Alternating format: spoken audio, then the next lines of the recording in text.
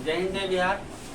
देखिए आज class 10th का इकोनॉमिक्स फर्स्ट लेसन एक पार्ट पढ़ा चुके हैं, आधा जा चुके हैं। अब आधा से फिर आगे की तरफ बढ़ना है, तो हम प्रयास करेंगे सबसे पहले कि इसे एक बार फिर से दोहरा दूं शॉर्ट में। अर्थ मतलब पैसा। एडम स्मिथ ने कहा था अर्थशास्त्र धन का विज्ञान है। व्यवस्था, तो अर्थ के लिए हम व्यवस्था करते हैं, इसके कई तरह के काम करते हैं। कोई गाड़ी चलाता है, कोई खेत में काम करता है, कोई फोर्स में तरह तरह के काम करते हैं अर्थ उपार्जन के लिए।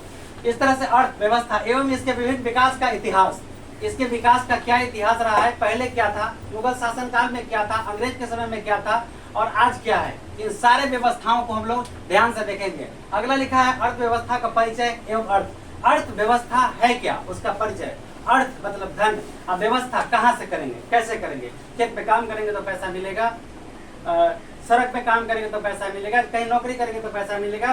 तो हम अपनी आजीविका को चलाने के लिए अर्जन करते हैं अर्थ। यही है इसके अर्थव्यवस्था का परिचय। और अर्थ तो समझिए कि दुनिया का एक ही अर्थ है, पैसा कमाना। भाई भाई को मारा है पैसा के लिए, बाप बेटा को मारा है पैसा के लिए, कोई दूसरा कुछ भी कर रहा है सब पैसा के लिए। काकर बराई राई पाई पाई जोड़ के उड़ दिए सुगनवा एक दिन पिजरवा के छोड़ के। तब हम इसको बदल दिए हैं, उड़ दिए सुगनवा एक दिन टुकटुकवा के छोड़ के। अब उपनिवेश का होता है, बहुत सिंपल भाषा में समझिए। लगभग 200 वर्षों तक अंग्रेज हमारे मुल्क पर हुकूमत किया।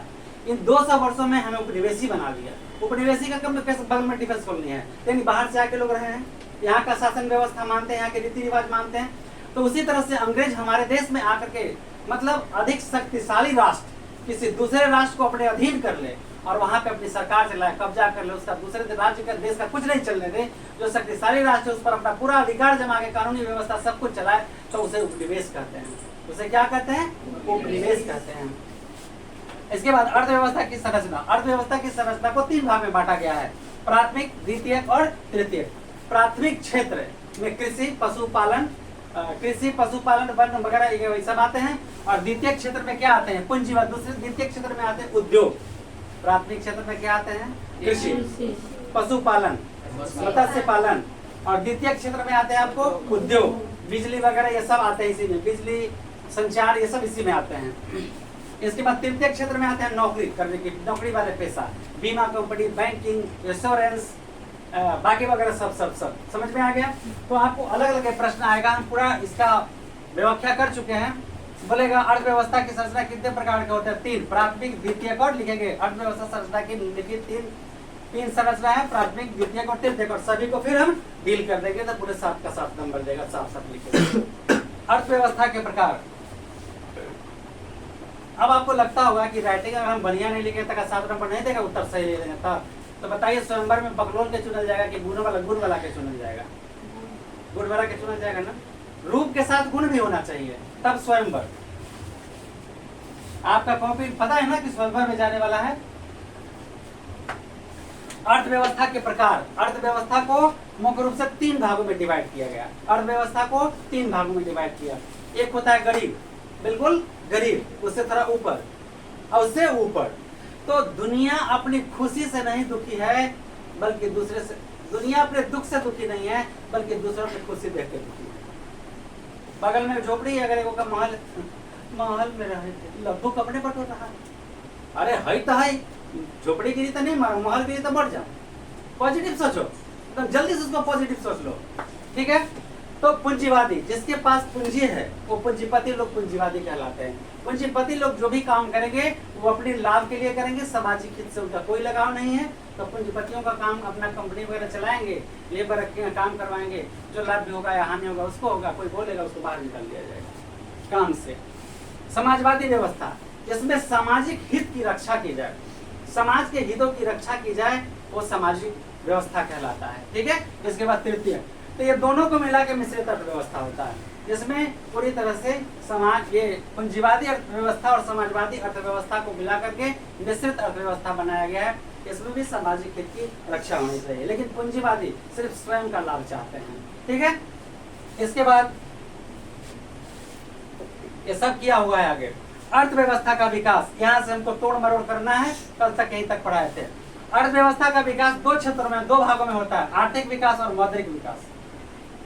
आर्थिक विकास और मौद्रिक विकास, ये 2 चीज है, आर्थिक विकास और मौद्रिक विकास। तो आर्थिक विकास में बहुत सारे चीज आते हैं, राष्ट्रीय विकास परिषद और ये समावेशी विकास, सतत विकास योजना, ये सब इसी तरह से आते हैं। इसके बाद फिर यहाँ से ये अलग स्ट्रक्चर हो जाता है। आर्थिक विकास क्या है और फिर ये मौद्रिक विकास क्या है। आर्थिक विकास, आप परिश्रम करते हैं, क्यों करते हैं? धन कमाते हैं, क्यों कमाते हैं? ताकि रोटी कपड़ा और मकान मिल सके आपको, ठीक है, यानी आपकी आवश्यकताओं की पूर्ति की जा सके। और हम बहुत ज्यादा इसको डिटेल में देखते हैं, अब यही से मेरा पढ़ाई शुरू करना है।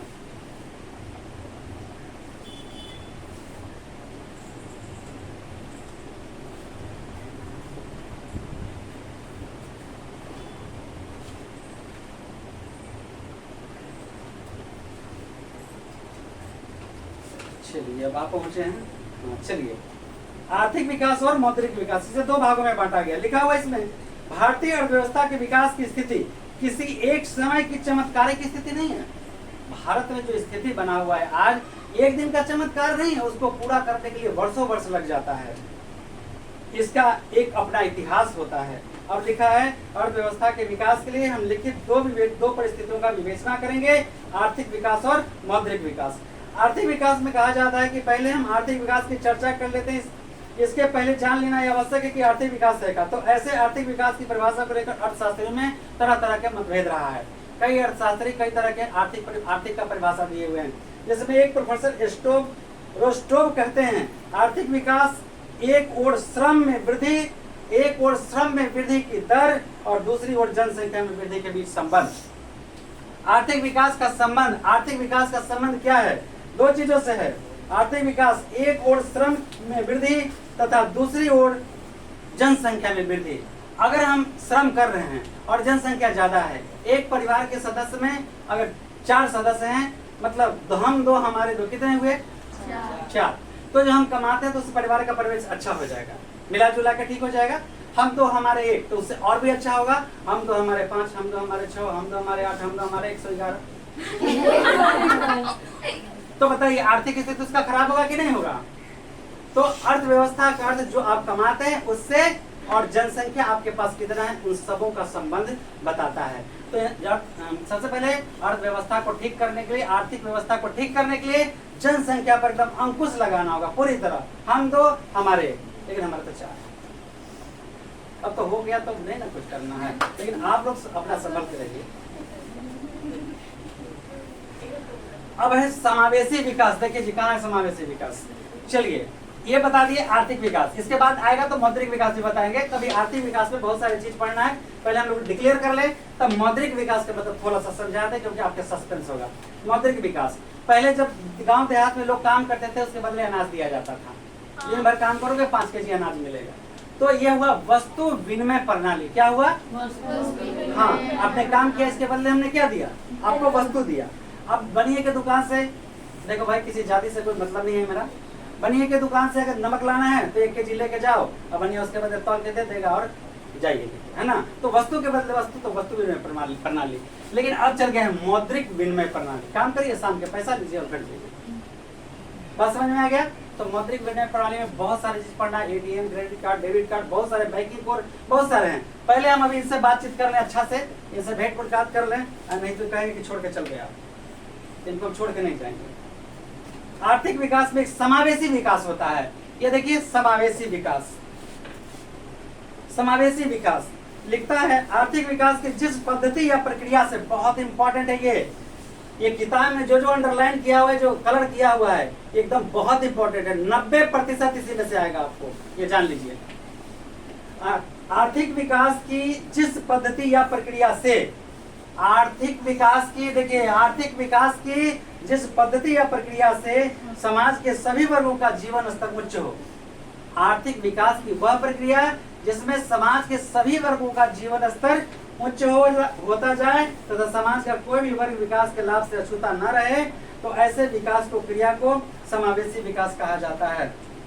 जो सरकार से मिलने वाले लाभ हैं, उनसे गांव के हर एक व्यक्ति को, हर क्षेत्र के हर एक व्यक्ति को उसका लाभ अगर मिलता है, तो ऐसे विकास को समावेशी विकास कहते हैं। सम जोड़ आवेश, मतलब सम को मिला करके एक समान रूप से करना है। फिर से देखिए, आर्थिक विकास की जिस पद्धति या प्रक्रिया से समाज के सभी वर्गों का जीवन स्तर उच्च होता जाए तथा समाज का कोई भी वर्ग विकास के लाभ से अछूता ना रहे, तो ऐसे विकास की प्रक्रिया को समावेशी विकास कहा जाता है। फाइनल एक बार और बता दें, समावेशी विकास क्वेश्चन आएगा, समावेशी विकास से आप क्या समझते हैं या क्या है? उत्तर होगा आर्थिक विकास के जिस पद्धति या प्रक्रिया से समाज के सभी वर्गों का जीवन स्तर उच्च होता जाए तथा समाज का कोई भी वर्ग विकास के लाभ से अछूता नहीं रहे, तो ऐसे विकास की क्रिया को समावेशी विकास कहते कोई दिक्कत? अब एक प्रोफेसर यहाँ पे दिए, प्रोफेसर मेयर बॉल्डविन ने दिया इसका परिभाषा, वो भी लिख दीजिएगा। प्रोफेसर बॉल्डविन के अनुसार आर्थिक विकास एक ऐसा प्रक्रिया है जिसके द्वारा दीर्घकाल में किसी अर्थव्यवस्था का वास्तविक राष्ट्रीय आय में वृद्धि करता है। अब राष्ट्रीय आय कहाँ से है? तो हम श्रम करते हैं, श्रम से मतलब सरकार की योजना से हम लाभान्वित हुए, उसके बाद हमें सरकार सहायता की बिजनेस करने के लिए हम उसे अपना आय बढ़ा लिए, तो हमारे राष्ट्रीय आय में जुड़ जाएगा। इस व्यक्ति का आय इतना हो गया, मतलब अगर हम कहते हैं कि 1 कट्ठा जमीन अगर पड़ित रह जाए, काहे अब खेतवा पड़ित, तोर बाप के का, तोर बाप के का, अरे हमर बाप के का, हमर देश के बाप का है। 1 कट्ठा में 1 मन गेहूं का उत्पादन होगा, अगर 5 केजी कम जाएगा तो विदेश से हमको आयात करना पड़ेगा और हमारा भारतीय मुद्रा विदेश में जाएगा। बात समझ में आया? तो ये हमारी क्षति ये सब है कि हम खेती है या किसी भी काम को हम अपने समय को नष्ट नहीं करने दें। आप समय किसी का इंतजार नहीं करता है, आप इंतजार करना कि कब फरवरी से बोर्ड का परीक्षा होगा, वो इंतजार नहीं कर रहा है, कहा कि आओ बेटा आओ, खांस नहीं दे रहा, खांस बदलना चल रहा है खूब। आर्थिक विकास का मुख्य उद्देश्य क्या है? तो आर्थिक विकास का मुख्य उद्देश्य अर्थव्यवस्था के समस्त क्षेत्रों में उत्पादकता का ऊंचा स्तर प्राप्त करना है। ऊंचा स्तर प्राप्त करना है किसका? आर्थिक विकास का मुख्य उद्देश्य अर्थव्यवस्था के समस्त क्षेत्रों में जहां से हम अर्थ की व्यवस्था करते हैं, खेती हो, उद्योग हो, कृषि हो, नौकरी हो, आर्थिक विकास का मुख्य उद्देश्य अर्थव्यवस्था के समस्त क्षेत्रों में उत्पादकता का ऊंचा स्तर प्राप्त करना होता है। बात समझ में आया? और एक और भी कहा गया है कि आर्थिक विकास, आर्थिक वृद्धि और आर्थिक प्रगति में थोड़ी थोड़ी अंतर, बहुत कम सा अंतर है। क्या बताता है इसमें? सामान्यतः आर्थिक विकास तथा आर्थिक वृद्धि में कोई खास अंतर नहीं है, दोनों को एक दूसरे के स्थान पर प्रयोग किया जा सकता है, लेकिन अर्थशास्त्रियों में हमेशा मतभेद होते रहा है। श्रीमती उर्सुला फिक्स कहती हैं कि वृद्धि शब्द का प्रयोग आर्थिक दृष्टि से विकसित राष्ट्रों के संबंध में किया जाता है, जबकि विकास शब्द का प्रयोग विकासशील अर्थव्यवस्थाओं के संदर्भ में किया जा सकता है। अब डॉक्टर ब्राइट सिंह कहते हैं कि ग्रोथ शब्द का विकसित प्रयोग के लिए किया जाता है, ग्रोथ शब्द विकसित देशों के प्रयोग के लिए किया जाता है। तो उनका अलग अलग मत उनके पास रहने दीजिए। और ये जो है आर्थिक विकास का मुख्य उद्देश्य अर्थव्यवस्था के समस्त क्षेत्रों में उत्पादकता का ऊंचा स्तर प्राप्त करना, यही अर्थव्यवस्था का उद्देश्य है कि सभी का जीवन स्तर उच्च हो जाए, ऊंचा हमारा राष्ट्रीय आय उच्च स्तर पर जाए, तो प्रति व्यक्ति आय भी उच्च स्तर पर जाएगा, क्योंकि प्रति व्यक्ति आय का संबंध राष्ट्रीय आय से है। बाबा उंगली मत मारिए।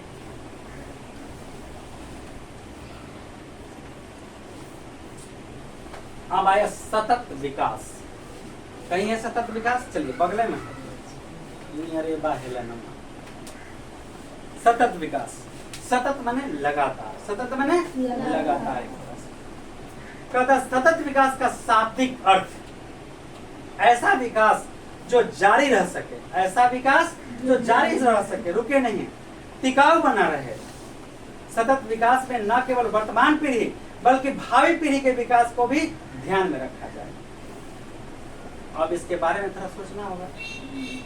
आज जो प्राकृतिक संसाधन हमारे पास है, कोयला, गैस, पेट्रोल, वन, जल, सूर्य का प्रकाश आदि, इस तरह प्रयोग होता जा रहा है कि भावी पीढ़ी को प्राकृतिक साधनों से वंचित हो जाना पड़ेगा। जितनी मात्रा तेजी से आप लोग इसका दुरुपयोग कर रहे हैं, अब बाजार जाना है तो बाइक से, पेट्रोल कम रहा है, हमारे कुछ दिन पैखाना लोग जाएंगे बाइक से।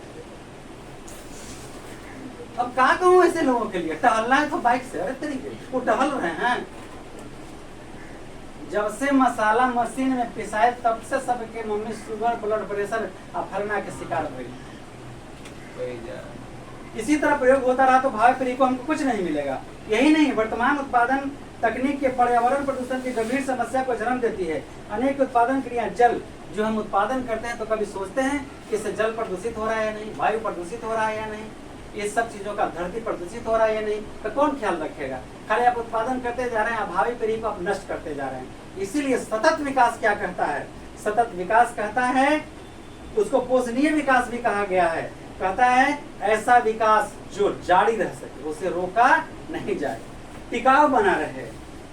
सतत विकास में न केवल वर्तमान पीढ़ी बल्कि भावी पीढ़ी के विकास को भी ध्यान में रखा जाए कि उसे कोई नुकसान और कोई क्षति नहीं हो। एक आयोग है वुडलैंड, तो वुडलैंड आयोग क्या कहा? वुडलैंड आयोग कह रहा है कि सतत विकास के बारे में बताया है कि सतत विकास में बताया गया है कि विकास की वह प्रक्रिया जिसमें वर्तमान की आवश्यकताएं बिना भावी पीढ़ी की क्षमता योग्यताओं से समझौता किए पूरी की जाए। मतलब आज पूरा पूरा कर लो, खेत में पूरा खाद मार के गेहूं उपजा लो, और कल मालूम पड़ता है कि जा टन। आज तो मान लीजिए कि सुई मार मार के एकदम पावर दे दिए खिलाड़ी को, आज जाके मेडल जीत गया, और वहाँ टेस्ट हो गया, उसका नार्को टेस्ट कहते हैं, नार्को टेस्ट निकल गया ब्लड में इंजेक्शन, तो जा मेडल लेके आया, आज सब पलित, तो वैसे ही पलित हो जाएगा। आज तो खेत में पूरा खाद डाल रहे हैं ठूस ठूस के, आज उससे उत्पादन हो रहा है, एक दिन ऐसा समय आएगा कि खाद का असर नहीं पड़ेगा, होगा कि नहीं होगा? तो इन चीजों पर किसको ध्यान रखना होगा?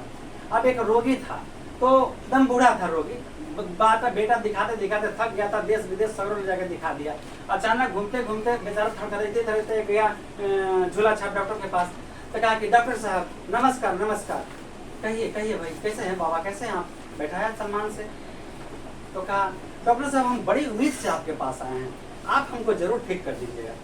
कहा कि बड़े बड़े का हाल गदावा कहे करते पानी। कहा कि अच्छा भाई बैठिए। कहा कि कैसे हम ठीक करते हैं? तो नहीं आप हमको ठीक कर दीजिएगा, हम चाहते हैं कि आप ही ठीक कर दीजिएगा। जब कहा कि पुर्जा ले आइए, तो जब एक से एक MBBS दिल्ली वाला की जब पुर्जा देखा तो बुझेबे न करे कि कहाँ लिखा है, कौन दवाई है कौन रोग है, कहा करें कहा करें। तो कहा कि ठीक है बाबा हम सब पढ़ लिए हैं, कल आपको हम दवाई देंगे। रात भर नींद नहीं आया, डॉक्टर को सोचते रहा क्या दवाई है क्या दवाई है, कैसे ठीक करें, विश्वास किए हैं हम पर। कह दिया कि भगवान का दूसरा रूप डॉक्टर होता है। अब उसका हाउ लगा कि कम्बाइंड ईश्वर सरस्वती विराजमान हो गई उस पर। कल होके आया और उसको 2 दिन का दवाई दिए कि जैसे बुधवार के दिन कम से कम ना आवे, बुक के दवाई दिए। कहें कि बाबा एक पुड़िया सुबह एक पुड़िया शाम खाना है, 8 गो पुड़िया दिए, 4 दिन की दवाई दे दिए। कहा कि बाबा देखिए अब क्या होता है आगे भगवान जाने। 4 दिन के बाद बुढ़वा और तेजी से टनटनीते आ गए। कहा कि बाबा आप कैसे हैं? तो बहुत अच्छा है बेटा, अरे एकदम बहुत अच्छा है, हम तो एकदम ठीक हो गए, थोड़ा और दे दो बेटा एकदम ठीक हो जाएंगे। कहा कि गजब हालत है भाई। फिर कहा बेटा सही से गुंजाइश नहीं है। फिर बुक के दिया 16 पुड़िया, 8 दिन के बाद आइएगा बाबा, कि कम से कम 8 दिन छुटकारा मिलल। गए 8 दिन के बाद बुढ़वा एकदम फिट। और घरवाला कहे कि साला 1 सेकंड MBBS हार गया, ये कैसे ठीक हो रहे हैं बाबा? कहा कि पिताजी ये हो क्या रहा है चमत्कार आपके साथ? ताकि बेटा एक ऐसा डॉक्टर मिल गया जो हमको ठीक करके छोड़ेगा। दूसरा दिन गए तो उसको 32 पुड़िया दे दिया। कहा कि अब आइएगा 16 दिन के बाद। 16वां दिन होकर बेटा पुतो सब आ गया। डॉक्टर साहब प्रणाम प्रणाम प्रणाम। प्रणाम भैया प्रणाम। बैठने के लिए छोटा छोटा कुर्सी था, बैठिए। सब बैठ गया, बड़का आदमी था। कहा कि हम जानना चाहते हैं कि आप मेरे पिताजी को कैसे ठीक कर दिए? कहा कि नहीं ये सब रहस्य का बात है, छोड़िए, आपको ठीक होने से मतलब है ना। कहा कि हाँ कोई बात नहीं, हमको ठीक होने से मतलब है, हमारे पिताजी ठीक है, बोलिए क्या चाहिए आप? इसकी 20 रुपया दे दीजिए। 20 रुपया? और इनमें हम 20 लाख खर्च किए हैं, आप 20 रुपया की बात करते हैं। ताकि जो दवाइया का दाम रहेगा वही मिलेगा। जो नीचे वाले होता है ईमानदार होता है, और ऊपर वाला सबसे करप्ट होता है। तो मालूम है क्या दिया था? वो दवाई में एविल पीस के देता था। ठीक है, सब डॉक्टर खाली दवाई लिखा, तो दवाई पर दवाई दवाई पर दवाई असर कहाँ करेगा? तो एविल बुक के दिया। एविल बुक के दिया तो एविल का काम है रिएक्शन को काटना। और रिएक्शन काटते गया, सारा दवाई का रिएक्शन काटते गया, वो आदमी वास्तविक स्थिति में आ गया, अस्वस्थ हो गया। 20 रुपया के बिल दिया था बुक के, 30 रुपया बना ले लिया। तो यही हाल हमारे साथ होगा। आज जो दवाई ठूस ठूस के दे, अरे ये भी लोग खिलाइए कभी कभी खेतवा के, तब ना पैदावार ज्यादा होगा। अब उर्वरक न डाल, खाद न डाल के आप उर्वरक डालिए, नहीं उर्वरक न डाल के आप खाद डालिए। उर्वरक जो केमिकल से बनता है उसको कहते हैं, और जो खाद क्या कहते हैं? गोबर वगैरह वगैरह वगैरह से जो बनता है ना, उसको खेत में डालिए, कंपोस्ट डालिए, इससे आपको मतलब उसके स्तर में ओरिजिनल शक्ति होगा। सुइया देंगे कब तक ताकत रहेगा, ओरिजिनल खाए पिएंगे फल फूल एकदम लाल लाल चेहरा हो जाएगा, है कि नहीं। तो उत्तक से पार होकर भी खून लाल लाल होता है जब कोई गाली बकता है, वो ऐसा नहीं चाहिए। ठीक है, आगे देखिए। सोने वाले जाग चाहिए। देखिए भाई, अभी आपका नाम बता देंगे। तो आपने देखा सतत विकास का शाब्दिक अर्थ क्या हुआ, ऐसा विकास जो जारी रह सके, खेत में पैदावार कर रहे हैं तो उसमें नुकसान नहीं हो, टिकाऊ बना रहे। कोई बिजनेस कर रहे हैं, रोजगार कर रहे हैं, तो किसी अगल बगल वाले को या किसी को उससे नुकसान नहीं हो, ऐसा बिजनेस भी हम लोग करें। और न केवल वर्तमान पीढ़ी बल्कि भावी पीढ़ी भी मेरा सुरक्षित रहे। आप पॉलिथीन ले रहे हैं, आप पॉलिथीन का प्रयोग आप लोग कर रहे हैं ना, 1000 साल 100 साल उसकी आयु कम से कम नष्ट होने का है। आप पॉलिथीन से आप खाना बनाइए, आप कोयला वाला से खाना बनाइए, आप दोनों से खाना बनाइए, तो बहुत ज्यादा पेट्रोल की तरह लहकता है, मगर होगा क्या, पर्यावरण प्रदूषित हो जाएगा। तो टेप बोल जाइएगा। तो किस चीज का हमको इस्तेमाल करना है, पॉलिथीन पर रोक लगा दिया गया, तो रोक लगा देना ही चाहिए पूरी तरह से। चलिए, इसी तरह मेडिसन ने भी कुछ कहा था इसके बारे में, कहा कि धनी देश में आय का बढ़ता हुआ स्तर, धनी देश में जो अमीर है उसका बढ़ता हुआ आय का स्तर आर्थिक विकास का सूचक है। अगर धनी देश में, इसमें लिखता है धनी देश का अतः इसमें कि धनी देश में अगर आय बढ़ रहा है तो उसके आर्थिक विकास का सूचक है, और जब निर्धन देश में आय बढ़ता हुआ स्तर बढ़ता हुआ नजर आए तो ये आर्थिक विकास का सूचक है। तो दोनों एक ही बात है, धनी देश में भी आय बढ़ेगा तो विकास हो रहा है, और कमजोर देश में भी अगर आय बढ़ रहा है तो उसका भी दोनों का विकास हो रहा है। तो यहाँ आप प्रति व्यक्ति आय से ले सकते हैं, या तो ज्यादा प्रति व्यक्ति आय से ही लेना ज्यादा अच्छा रहेगा कि विकास की दर किस तरह का है। प्रायः आर्थिक प्रगति के स्थान पर आर्थिक वृद्धि या आर्थिक विकास शब्द का प्रयोग किया जा सकता है। आर्थिक वृद्धि और आर्थिक विकास एक ही चीज है। अब आया नियोजन। नियोजन तो बहुत के मन में आया हुआ परिवार नियोजन। हाँ भाई, नियोजन है, मगर थोड़ा समझ के।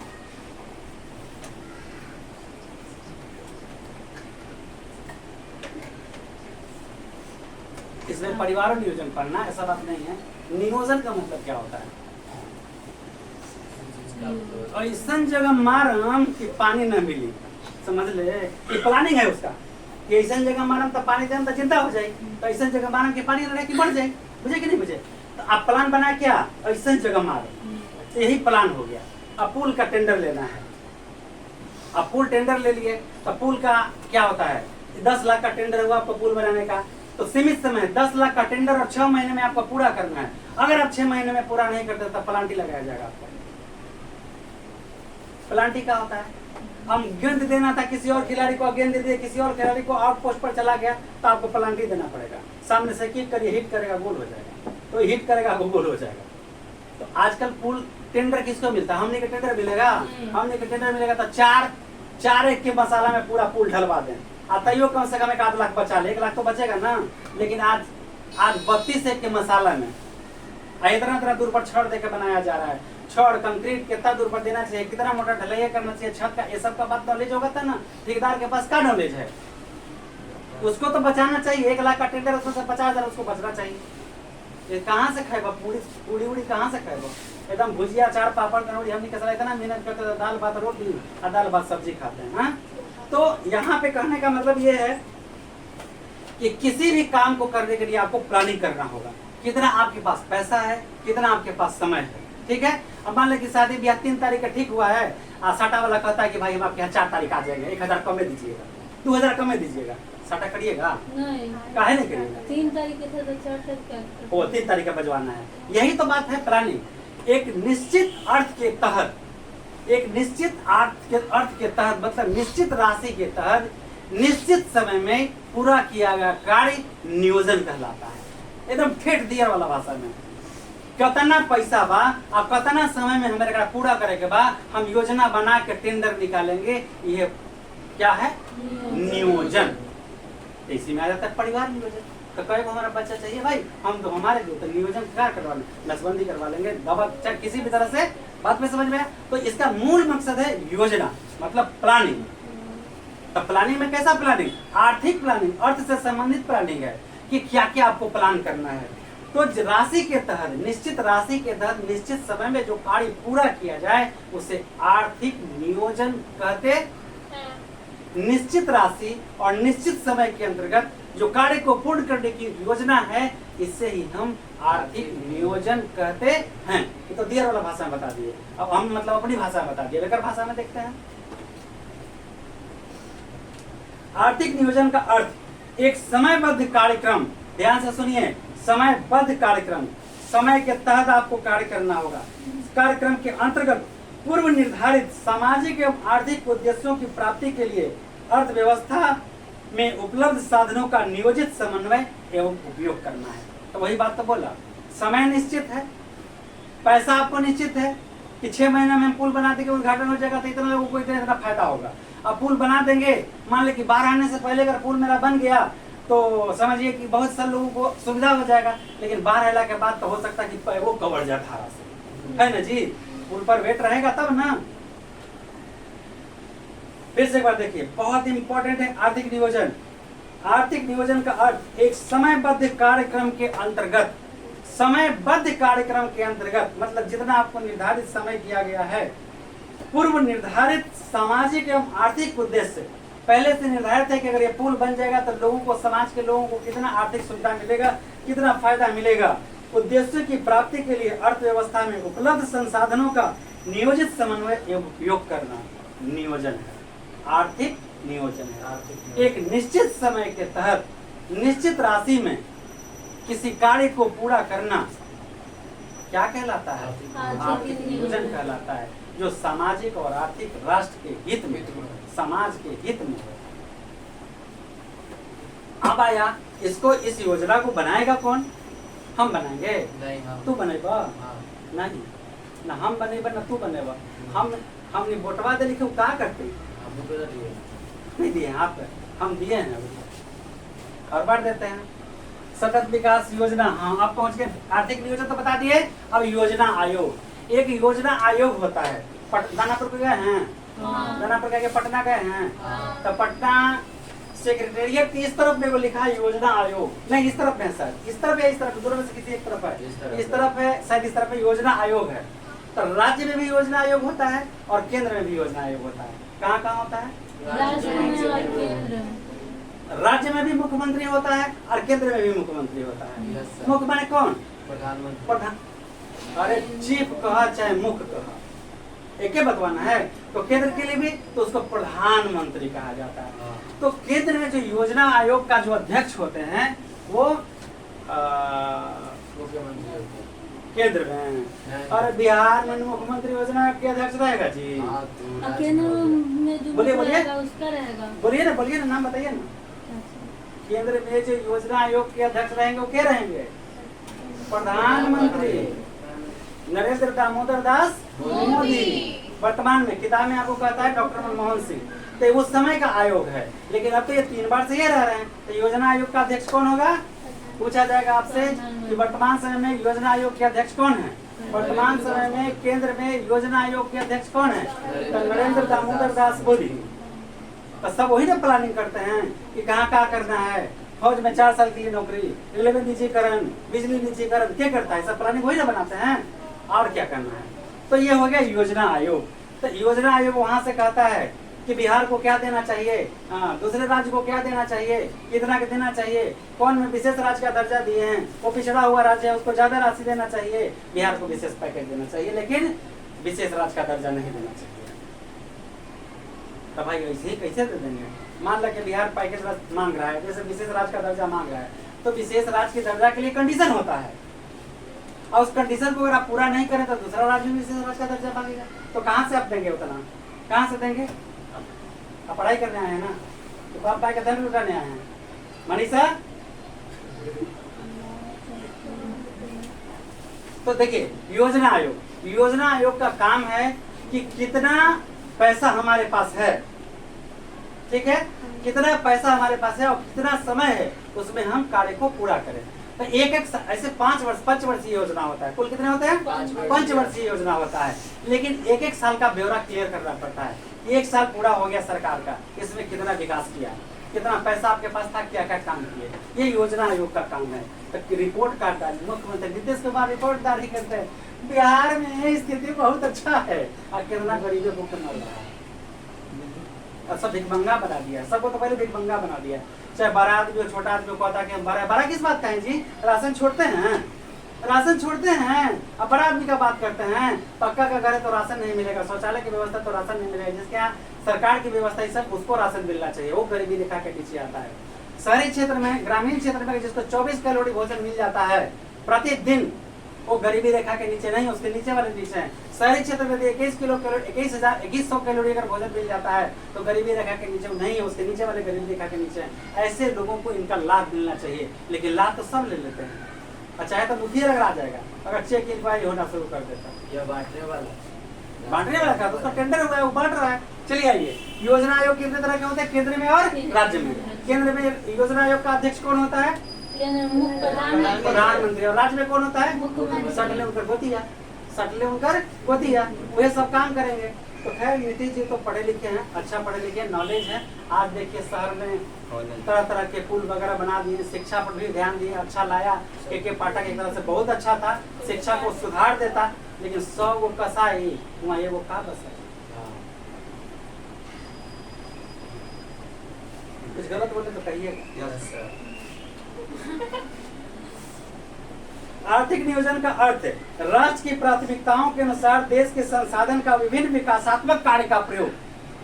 योजना क्या लिखा है? योजना का शब्द में कहा गया है कि योजना आयोग का शब्द कह रहा है कि आर्थिक नियोजन का अर्थ है राष्ट्र की प्राथमिकताओं, मतलब राष्ट्र को क्या पहले चाहिए, पहले रोटी चाहिए या पहले दारू चाहिए? रोटी चाहिए ना।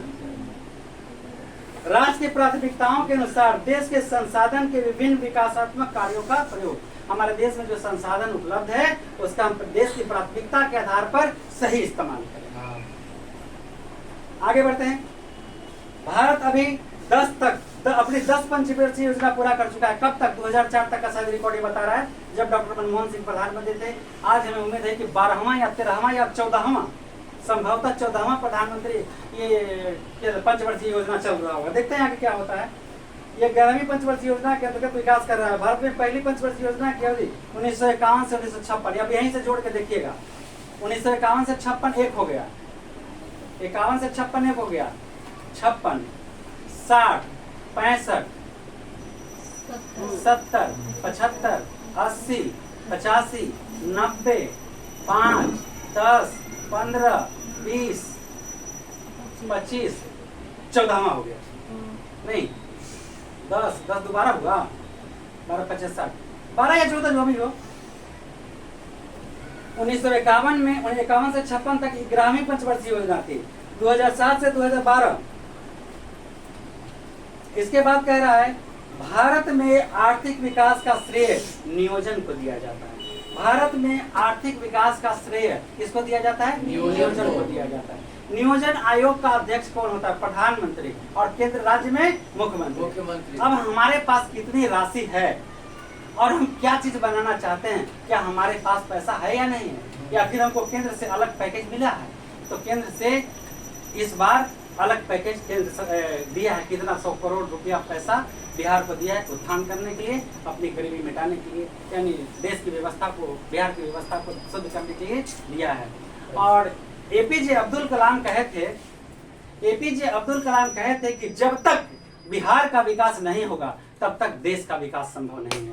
मान लीजिए आप सब मेरे बच्चे हैं, सबका जन्मदिन है, क्योंकि ब्याह है, वो कुछ है, एक हमारे बेटा का उंगली कट गया है, तो हम दुखी नहीं रहेंगे? अरे हम माँ बाप है ना, तो दुखी है ना कि मेरा बेटा की उंगली कट गया। तो वही बेटवा कहेगा हमारे बर्थडे में ना आएगा, हमारे ब्याह में ना आएगा। मेरा एक बेटा दुखी है और हम पहले उसको देखे या आपको देखे? आप पे नहीं गए तो कोई बात नहीं, लेकिन बेटा की उंगली कट गया तो हॉस्पिटल ले जाएंगे, उसको उंगली सरवाएंगे, न तो कट गया तो ब्याह किससे होगा?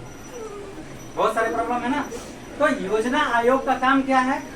क्या आपके पास राशि है, कितनी प्राथमिकता है, उस सब को देख के राष्ट्र का, राज्य का विकास करना है। अब केंद्र में पैसा आता है, उसका आयोग अध्यक्ष कौन है? प्रधानमंत्री को देखना है कि हमारे पास कितनी करेंसी है, किस राज्य को कितना पैकेज दें, कौन राज्य ज्यादा विकसित है, उसे सोच समझ के साथ साथ केकर सरकार है, यो बात ये कहाँ छोड़ दें। अब नीतीश कुमार की सरकार यहाँ पर यह है, जो उनका लेन देन से बना है, तो इस तरह से जो बना हुआ सरकार है तो नहीं बिहार पर ध्यान देगा तब फिर गड़बड़ा जाएगा काम, सब गड़बड़ा जाएगा। इसीलिए बहुत दिमाग के तेज। तो योजना आयोग के बारे में आप समझ गए। तो घर में भी आप योजना बनाते हैं, योजना नहीं छोड़ देंगे तो अलग कुछ हो जाएगा। योजना प्लानिंग बनाते हैं, ठीक है, कि शादी करना है तो शादी में 20 लाख खर्च है, अब कोई आके सजेशन दे तो 5 लाख हम लगा देना, जैसे हम बैंड ठीक है 5000 का, अब 10 तरीक आर्मी बैंड कर लो 50,000 कुछ ना हो तो तब हम कहेंगे भैया 45,000 तू ना हमारा, बाकी देबुआ ना देखिए तुरंत पल्लू झाड़ के चल जाएगा। बात सब बुझे कि नहीं बुझे। कोई सलाह देता, आपके पास लिमिट इतना है तो आप लिमिट में रहिए, तेते पांव पसारिए जितनी लंबी शॉर्ट।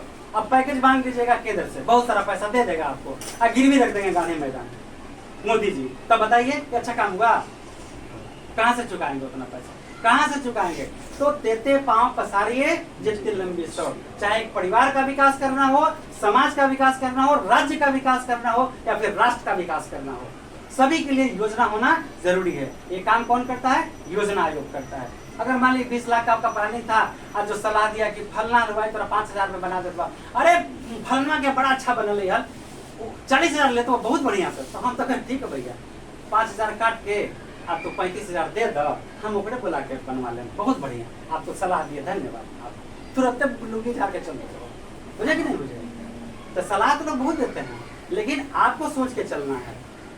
केंद्र में सलाहकार होता है प्रधानमंत्री का, राष्ट्रपति का सलाहकार होता है, और राष्ट्रपति का जो सलाहकार होता है सुप्रीम कोर्ट के चीफ जस्टिस के बराबर न्याय जानने वाला व्यक्ति होता है, जो राष्ट्रपति का सलाहकार होता है। अब कैसे सोचते हैं बंगाल में राष्ट्रपति शासन लगेगा, राष्ट्रपति का जो सलाहकार था उनको कहेगा तब ना कि ये कंडीशन, ये दायरा के अंदर आके आप राष्ट्रपति शासन लगा सकते हैं, लेकिन उसने नहीं कहा तो राष्ट्रपति शासन चिल्लाने से नहीं लगा देगा, आज राष्ट्रपति शासन लगा देगा।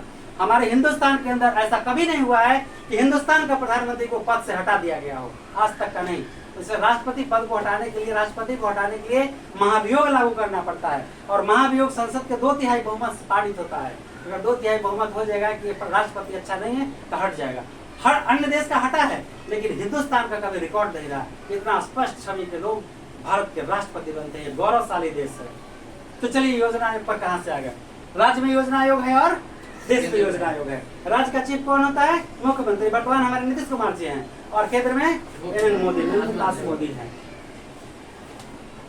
योजना आप समझ गए, बताइए एक बार इतना बहुत। अब इसमें लिखा है कुछ जो समझिए। हर 5 साल पर पूछेगा प्रथम योजना आयोग कब लागू हुआ था, 1951 से 1956 में। पायल, प्रथम योजना आयोग कब लागू हुआ था, 1951 से 56। पढ़िएगा, दिमाग रखिएगा यहाँ तब ना। आर्थिक नियोजन का, अब इसको थोड़ा तसल्ली मिला, आर्थिक नियोजन का अर्थ राष्ट्र की प्राथमिकताओं, हर चीज का उद्देश्य होता है तो अर्थ देखिए, राष्ट्र की प्राथमिकताओं के अनुसार देश के संसाधनों का विभिन्न विकासात्मक क्रियाओं का प्रयोग करना। ठीक है, अब नियोजन समझ गए। निश्चित राशि के तहत निश्चित समय में देश की प्राथमिकताओं को ध्यान में रखते हुए कार्य पूरा करने की प्रक्रिया आर्थिक नियोजन कहलाता है। हम बोले थे कि प्लानिंग करेंगे, योजना बनाएंगे, हम योजना अपने लिए बना रहे हैं ना, तो नियोजन कैसे हो जाएगा, नहीं प्लस योजन, ये तो गलत बात है। अब आइए, भारत में योजना का गठन 15 मार्च 1950 को किया गया। भारत में योजना आयोग का गठन 15 मार्च 1950 को किया गया। देश का संविधान कब लागू किया गया था, 1950, 26 जनवरी 1950। ठीक है, भारत में योजना आयोग का गठन मार्च में हो गया, लग ले 1950 को किया गया। योजना आयोग के अध्यक्ष पदे न भारत के प्रधानमंत्री होते हैं। सामान्यतः कामकाज एक उपाध्यक्ष की देखरेख में होता है, जिसकी सहायता के लिए आयोग के 8 सदस्य होते हैं। एक प्रधान होते हैं, चीफ होते हैं, एक चीफ क्या बोलते हैं उसको, चेयरमैन बोलते हैं। तो योजना आयोग का चेयरमैन कौन होगा, प्रधानमंत्री। योजना केंद्र में योजना आयोग का प्रधानमंत्री चेयरमैन कौन होगा, प्रधानमंत्री, और उसके 8 सदस्य होते हैं उनकी सहायता करने के लिए। वो ये देखेंगे कि भाई जी कोई क्षेत्र का है, कोई क्षेत्र का है, कोई मान लीजिए कि किसी क्षेत्र वाला देखने वाला है वो है तो किसी क्षेत्र में इतना डेवलपमेंट नहीं हो पाया, इतना खर्च करिएगा तो आपको डेवलप कर जाएगा। किसी मतलब ऊर्जा के क्षेत्र में अगर ऐसा है तो पेट्रोल दहन हो रहा है, पेट्रोल खत्म हो जाएगा तो आगे भारी संभावना कचरे में चल जाएगी, इसलिए कुछ उत्पादन किया जाए। तो 8 को अध्यक्ष 8 अलग अलग देख रेख करने वाले होते हैं और प्रधानमंत्री को फिर क्या देते हैं, सलाह देते हैं, फिर उनके सलाहकार सलाह देते हैं और तब ये योजना बनाया जाता है। आधुनिकीकरण करना, आत्मनिर्भरता को प्राप्त करना, सामाजिक न्याय को बढ़ावा देना भारत में नियोजन का एक तालिका दिया गया है। प्रथम पंचवर्षीय योजना 1951 से 1956 में था, दूसरा पंचवर्षीय योजना 1956 से 61 तक था, 11वीं पंचवर्षीय योजना 7 से 12 तक था। ऑब्जेक्टिव आ सकता है कि 11वीं पंचवर्षीय योजना का काल क्या है, 7 से 12, 12 5 17, 17 5 22, 13वीं चल रहा है अभी, ठीक है। राष्ट्रीय विकास परिषद राष्ट्रीय विकास परिषद ना निकले बरका हो, चलो देखिए राष्ट्रीय विकास परिषद, भारत में राष्ट्रीय विकास परिषद का गठन 6 अगस्त 1952 को किया गया था। राष्ट्रीय विकास मतलब राष्ट्र विकास करे, इसके लिए वो परिषद का गठन किया गया। जैसे महिला आयोग, महिला आयोग होता है ना, महिला के सारे केस के देख रेख वही करती है। महिला आयोग में कोई शिकायत होगा, मेरा पति नहीं रखता है तो नहीं रखवे, काहे रे तो कोई लफड़ा बा, तो हम कोई मर्दाना नहीं रखता है, कोई औरत नहीं रखना चाहती है, ये सब केसेस तो कहाँ से जाते हैं, महिला आयोग में जाएगा। सबसे पहले महिला आयोग न्याय करता है और नहीं माना तो कहता जा बेटा कोर्ट के दरवाजे लिख देगा ना, तो वही अगर महिला आयोग लिख दिया कि ये गलत है जांच के दरमियान में, तो वही सुप्रीम कोर्ट मानेगा, कहीं भी चले जाइएगा।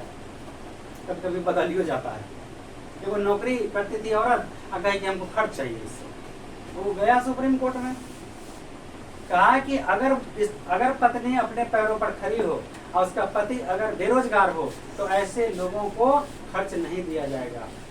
साफ सुप्रीम कोर्ट में लिखा, एगो लिखा जजमेंट में सुप्रीम कोर्ट में कि आपको इतना लाख रुपया आर्थिक सहायता इनको देना होगा पत्नी को। कहा कि रुक बेटा रुक, देना है ना। 5 बोरा सिक्का ले गया और 100 ले जाके उछल दिया, कहा कि गिन लीजिए 5 लाख पैसे चाहिए थे जी, गिनी आप लगाइए, कौन मशीन लगाइएगा, तो एक से एक 20 कपड़ा होता है, तुम परेशान कर ले जाओ 5 लाख रुपये गिनो, एक करके सिक्का चलता है कि नहीं चलता है। अब बैंक कोई कहेगा, बैंक में जाएगा सिक्का लेंगे, साला लिख के दे कि हमने ले सिक्का, देख तो क्या दुर्गति हो, तो बैंक वाला के परेशान, फोटो का सभी के परेशान, वोट लिख के देगा नीचे कि 5000 का है, अब रखिए बैंक में, तो सबको लगता है। कहीं छोड़िए, आप लोग समझदार हैं, पढ़े लिखल है।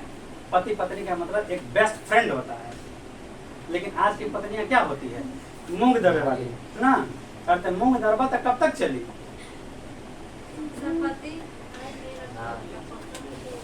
पति बता दूं, लाल पान की बेगम जो कही थी स्पष्ट शब्द में कही, खड़े होइए आप, खड़ा होइए, घर को दिखाइए, खड़ा होइए।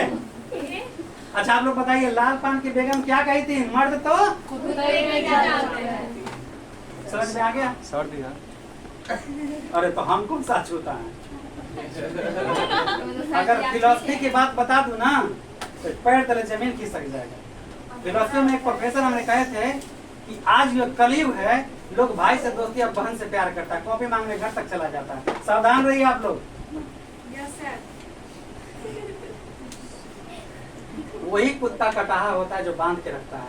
अगर आपके अंदर ज्ञान आ जाएगा ये सब, तो कभी कुत्ता कटाहा नहीं बनेगा।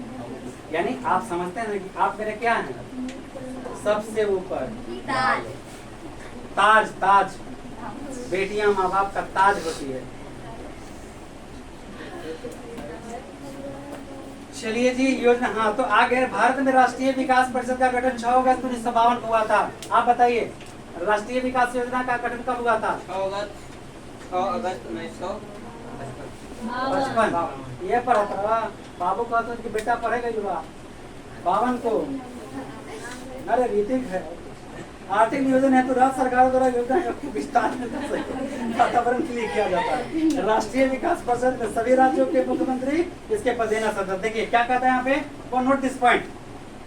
राज्य सरकारों तथा योजना आयोग के बीच तालमेल, राज्य सरकार और योजना आयोग के बीच तालमेल तथा सहयोग के लिए वातावरण बनाने के लिए किया जाता है।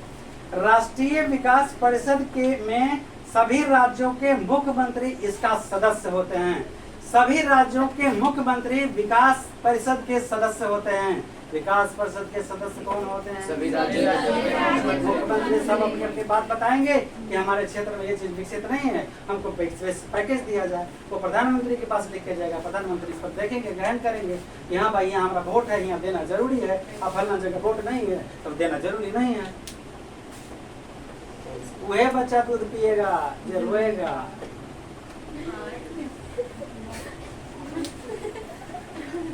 अब आइए मौद्रिक विकास।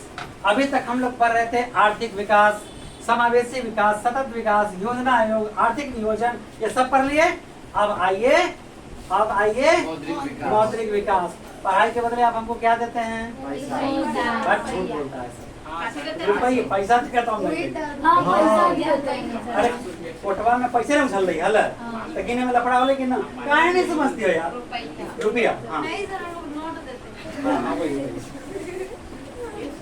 तो चलें जल्दी से वापस आ जाएं। अब बहुत इंपॉर्टेंट पढ़ाई है, इसमें से आपको अवश्य आएगा। तो बोलेंगे पहले पढ़ा रहे तो नहीं आएगा, तो हम कौन वहाँ के चेयरमैन हैं, चेयरमैन के पता ना होती कि कौन क्वेश्चन आते हैं। वो प्रिंटर को पता होता है और सेटरों को नहीं पता होता कि कौन सा क्वेश्चन आएगा।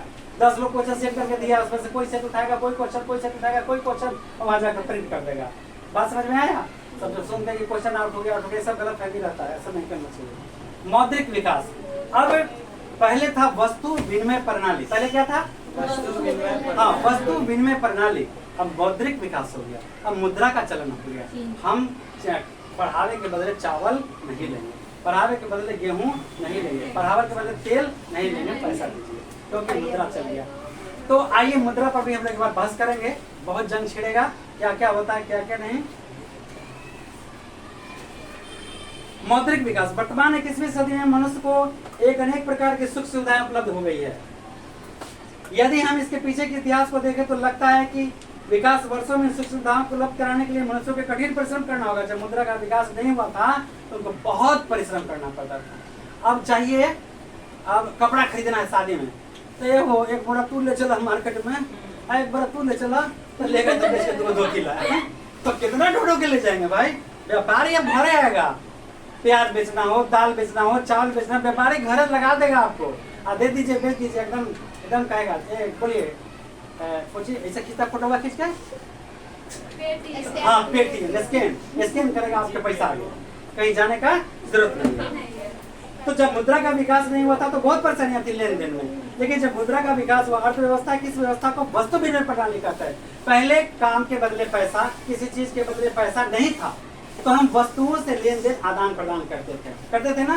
तो जब हम वस्तु से आदान प्रदान करते थे तो उसको वस्तु विनिमय प्रणाली कहते हैं। अब हम मुद्रा का लेन देन करते हैं तो मुद्रा विनिमय प्रणाली कहेंगे हम इसको। लेकिन बाद में लोगों की आवश्यकता बढ़ती चली गई, उनकी संख्या बढ़ने के कारण, किसकी संख्या बढ़ने के कारण? लोगों की, हम लोगों की संख्या बढ़ने के कारण गांव में क्षेत्र में मनुष्यों का फैलाव होने लगा। इस स्थिति में मनुष्य की सोच के आधार पर विनिमय का एक सामान्य मुद्रा, विनिमय का एक मात्रक निकाला गया। क्या? मुद्रा, करेंसी, मनी, पैसा का प्रादुर्भाव हुआ। जब तकलीफें होने लगे तो किस चीज का जब वस्तु विनिमय में तकलीफें होने लगा तो किसका प्रादुर्भाव हुआ? मुद्रा का प्रादुर्भाव। मुद्रा का प्रादुर्भाव कब हुआ? जब वस्तु विनिमय में लोगों को कठिनाइयां होती थी तो उन कठिनाइयों के हल के लिए क्या निकाला गया? मुद्रा निकाला गया। फाइनल।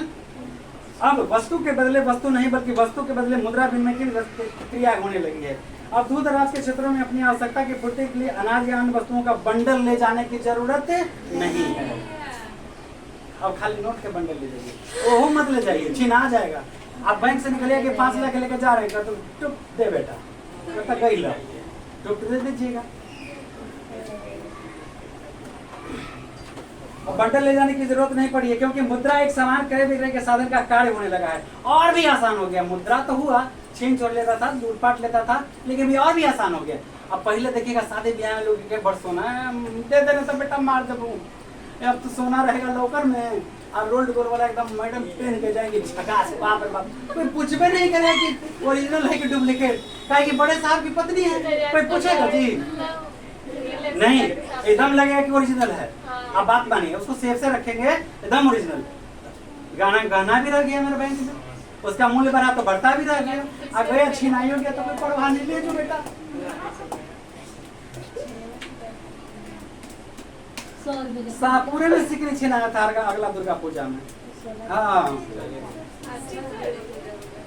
क्रय विक्रय का साधन। अर्थव्यवस्था के विकास के लिए इसी काल में व्यक्तियों के समूह पर शासन करने के लिए सरकार, व्यक्तियों पर शासन करने के लिए कौन आया? गवर्नमेंट, सरकार का अभ्युदय हुआ। सरकार की स्वीकृति से जनता के विकास में मुद्रा का चलन होने लगा। लिखा रहता है, मैं धारक को 20 रुपए देने का वचन देता हूँ। मनमोहन सिंह, मैं धारक को 20 रुपए देने का वचन देता हूँ। फलाना गवर्नर साइन रहता है तभी वो मान्य होगा।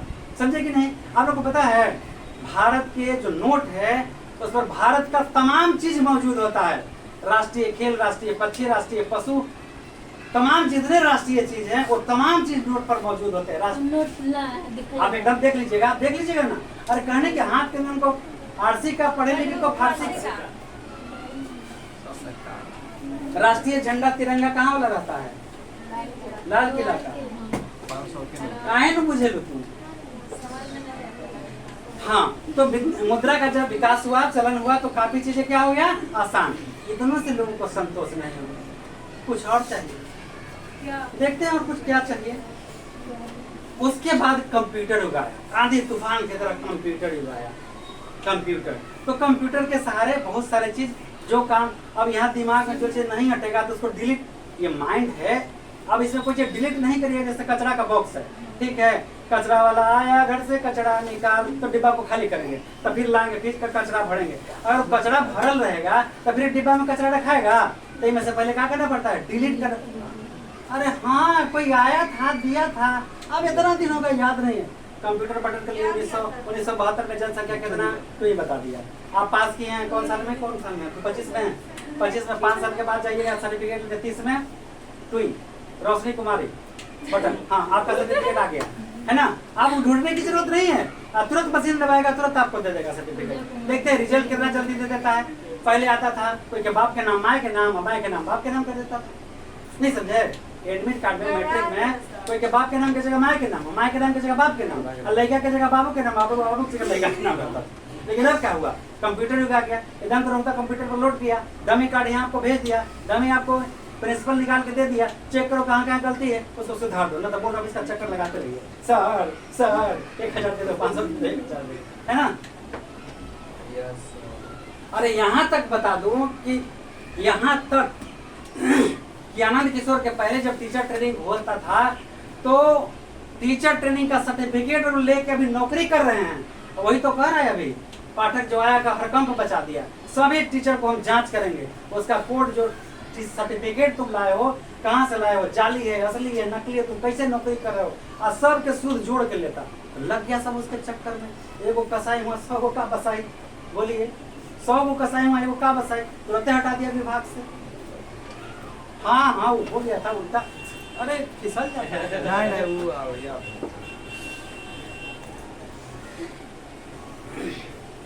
हाँ जी, आइए अब हम लोग आगे बढ़ते हैं। फलतः देश की सरकार अधिपत्य में सरकारी स्थापित बैंकों का निर्माण किया, मुद्रा की चलन हो गया सभी के पास। तो लेन देन हम दिए, इनको ही दिए, इनको ही दिए, इनको ही दिए, तो तब फिर कैसे होगा? तब बैंक बनाया गया। अब बैंक में जाइए, आज जितना बचत है उसको जमा कर दीजिए, आज जो चाहिए उतना निकाल लीजिए। जितना बचत है वो क्या करिए? जमा करिए। अब मान लीजिए घर में 5 लाख रखे हुए, फलाना का, अरे फलाना ही 5 लाख के प्याज बिक रही है, अरे फलाना ही 10 लाख के अनाज बिक रही है, तो लगेगा पीछे से सेन मार का सूत्र रहेगा, खराटा लेके चलते। तो नहीं बिका, अभी तुरंत जाइए बैंक में जमा कर दीजिए, आपको जमा है जितना जितना निकाल के फिर अपना काम करिए। पहला सुविधा। अभी और सुविधा। तो पहले बैंक में जाते थे 5000 रुपया, हाँ 5000 आपने जमा किया, ये चलता था। अब क्या चलता है? 5000 काउंटर पर जमा किए, टुई पासबुक घुसाए, अरे 5000 हाँ आ गया 5000। ओकरों से मत कराइए पासबुक, जमा किए रसीद लेके घरे ही घरे, अरे टुई मैसेज आ गया 1 लाख जमा किए, है ना। कितना सुविधा हुआ? ये कंप्यूटर युग में आने से सुविधा हुआ। कितना सुविधा हुआ?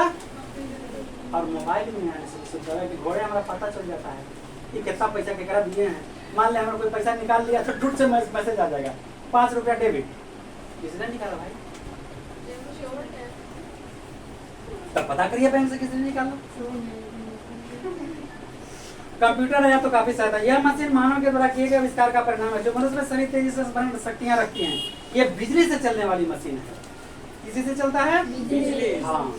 और कंप्यूटर जैसा ही अब लैपटॉप आ गया है, लैपटॉप आ गया है, मोबाइल आ गया है, और भी सुविधा हो गया, काफी सुविधा हो गया है। आप मोबाइल लाए, एक आदमी आए, कहें कि सर पेटीएम रखते हैं हम कल भूखा होता है, दे देते हैं पेटीएम पर पैसा, लब मेरा मोबाइल हो, मोबाइल ना रखो, तो हम कहें कि देखिए भाई मन नहीं है, छोड़ जाए, तो हम कहें देखिए भैया यही मेरा पेटीएम है, ऐसे करते हैं और छोड़ भाई, तो भाई पेटीएम मतलब कि पेटीएम से पैसा ऐसा आता है, उधर समझते हैं थोड़ा सा।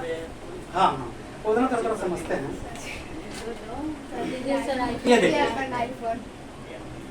ये देखिए कंप्यूटर देख रहे हैं ना, कंप्यूटर बाबू बैठे हुए टप टप मार रहे हैं। ओकर आगे कहा, ओकर आगे क्या कहता है, आजकल प्लास्टिक के छोटे टुकड़े पर इंगित यांत्रिक चिन्ह के माध्यम से पैसे का आदान प्रदान होता है।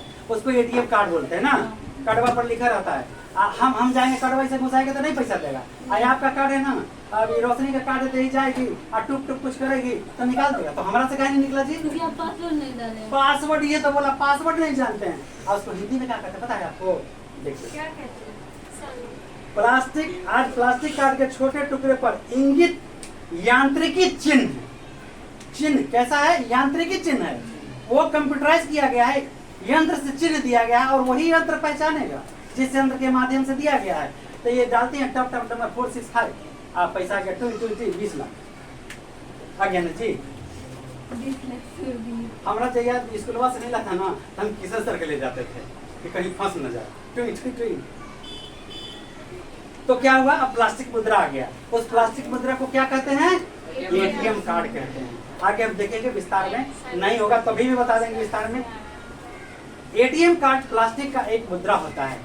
एटीएम प्लास्टिक का एक कार्ड मुद्रा होता है। जो एटीएम का मतलब होता है automatic teller machine, automatic teller machine. ये प्लास्टिक का कार्ड एक दिया जाता है, बैंक द्वारा जारी किया जाता है, उस पर एक कोड अंकित रहता है। उस कोड को जैसे ही हम मशीन में डालते हैं तो हमें पैसा निकल जाता है। यही हुआ एटीएम, ये हुआ ATM, automatic teller machine. Bank द्वारा जारी किया गया प्लास्टिक का कार्ड, बैंक द्वारा जारी किया गया प्लास्टिक का कार्ड पर विशेष यांत्रिकी चिन्ह मौजूद होते हैं जो ग्राहक को पता होता है। ग्राहक जैसे ही कार्ड के सहायता से नंबर पिन डायल करता है उसका राशि बाहर आ जाता है जितना चाहिए। ये हुआ एटीएम। बुझे कि नहीं बुझे? बुझ गए? कौन बताएगा? अरे खारा नहीं होगा बाबा, नहीं सिखा लो पढ़ाई। कहाँ पढ़ो? कौन बोलिए जल्दी। एटीएम क्या है? बैंक द्वारा पारित किया गया प्लास्टिक का कार्ड। बैंक पारित अलग होता है, देखिए ठीक है ठीक है ठीक है ठीक है। बैंक द्वारा जारी किया गया, बैंक द्वारा जारी किया गया प्लास्टिक का कार्ड होता है जिस पर विशेष यांत्रिकी चिन्ह यानी कोड मौजूद होता है। दोनों चीज लिखेगा, यांत्रिकी चिन्ह और ना समझेगा तो यही का लिख ले पापा। हाँ, पासवर्ड रहता है जिससे ग्राहक उस पासवर्ड को मशीन में कार्ड पे डाल करके पासवर्ड डालते हैं और फिर पैसा जितना चाहिए बाहर आ जाता है। ठीक है, याद हो गया? अब क्या हम किताबों ऐसे पकड़ लेते हैं। हाँ, एक बार क्या हुआ कि आर्मी वाला सफर कर रहा था, तो अफसर हुआ था, तब सोचा ये जवान लोग हैं क्या कर रहे हैं, देश की सुरक्षा करता है हमारा मिलिट्री। उसके कंधे पर पूरे विश्व का रिकॉर्ड है, विश्व का सुरक्षा है। अगर भारत में आतंक हुआ तो अगर अपना घर जलाए तो पड़ोसी का घर नहीं चलेगा, जलेगा ना जी। उसी तरह से एक सिपाही से पंगा ले लिया तो सिपाही का कम होता है। अखबार उसको मतलब इंसल्ट कर रहा था सिपाही को। हालांकि जैसे ट्रेन खुल गई तो फौजी को फौजी बॉगी में जाना है तो चढ़ गया, तो सोचा कि फौजी के लिए अलग बॉगी होता है, उसी में हो जाएगा फौजी। लेकिन चढ़ गया जल्दी से चलती ट्रेन में और सोचा अफसर की सारे जवान कैसे चढ़ गया अफसर वाला में। तो कहा कि पेपर वाला पेपर पेपर पेपर। अब वो जवान इंसल्ट महसूस कर रहा है, कहा पेपर पेपर पेपर। साहब कहा एक पेपर देना। क्या दो साहब, क्या लगता है तेरे को? हिंदी पेपर देगा मेरे को, इंग्लिश दो। तो साहब इंग्लिश पेपर ले लिए। ये आर्मी का जवान कहा पेपर वाले भैया, अरे मेरे को भी पेपर देना। तो भैया साहब मैं क्या आर्मी का वर्दी पहने हुए था, क्या तो साहब हिंदी इंग्लिश। अरे यार इंग्लिश दो, हिंदी पढ़ने में मजा तो आता ही है। तो लेके हम जैसे किताब कैसे पकड़े हुए ऐसे पढ़ रहा है, कह रहा है बैक साइड का दो, फोर साइड का टारगेट का बोल बैक साइड का नोक फोड़ सकते हो, टारगेट का बोल हार्ड थम फायर। अफसर कहा साला ये कौन अंग्रेजी पढ़ रहा है, अगला स्टेशन आया वही उतर गया। क्या बोला वो आर्मी अफसर? बैक साइड का नोक फोड़ सकते हो, टारगेट का बोल हार्ड थम फायर। मतलब क्या होता है जानते हैं आप लोग? राइफल का ही पार्ट है, तो अफसर राइफल के पार्ट क्या जानेगा? बैक साइड का नोक, ये राइफल है तो बैक मतलब होता है पीछे, यहाँ गोली डलाया ना, यहाँ देखिए ऐसा होता है, ये ऐसा होता है। अब यहाँ बैक साइड का नोक होता है, यहाँ से आंख को मिलाएगा, बैक साइड का नोक, फोर साइड का यू होता है, ठीक है। और टारगेट का बुल होता है, यहाँ टारगेट है तो इसको एक निशान में लेगा, ठीक है। और सांस को क्या करेगा? Hard stop fire. यहाँ से जैसे हार्ड स्टॉप कहेगा, सांस से रोकेगा, मरेगा, यहाँ से धाए तो गोली फायर हो जाएगा। तो वो सोचा अरे साला ये कौन अंग्रेजी पढ़ रहा है, हम तो आज तक पढ़े ही नहीं। बैक साइड का नोक, फोर साइड का यू, टारगेट का बुल, हार्ड स्टॉप फायर। उतर गया अगला स्टेशन अफसर, कहा कि भाई आर्मियों में बड़ा अंग्रेजी जानता है सब, बुझे कि नहीं बुझे? तो बिहारी के कमाल है और दूसरों में कौन नहीं। कभी कुछ होता है तो बिहारी या तो फिर पंजाबी। अरे यूपी बिहार क्या है यार, हमने के गोतिये ना है सब। अरे मना खबा क्या करें। चलिए आइए पढ़ाई करिए, बहुत बात करिए। अब आइए कुछ मुख्य बातें। वस्तु विनिमय प्रणाली, वस्तु से वस्तु का लेन देन को वस्तु विनिमय प्रणाली कहते हैं। वस्तु से वस्तु के लेन देन को वस्तु विनिमय प्रणाली कहते हैं। दूसरा मौद्रिक प्रणाली, मुद्रा से वस्तुओं की सेवाओं का विकास करना, मुद्रा से वस्तुओं को बदलना, हम उसको मौद्रिक प्रणाली कहते हैं। बैंकिंग प्रणाली, बैंक के माध्यम से, चेक के माध्यम से विनिमय करना, ये आपका क्या हो गया?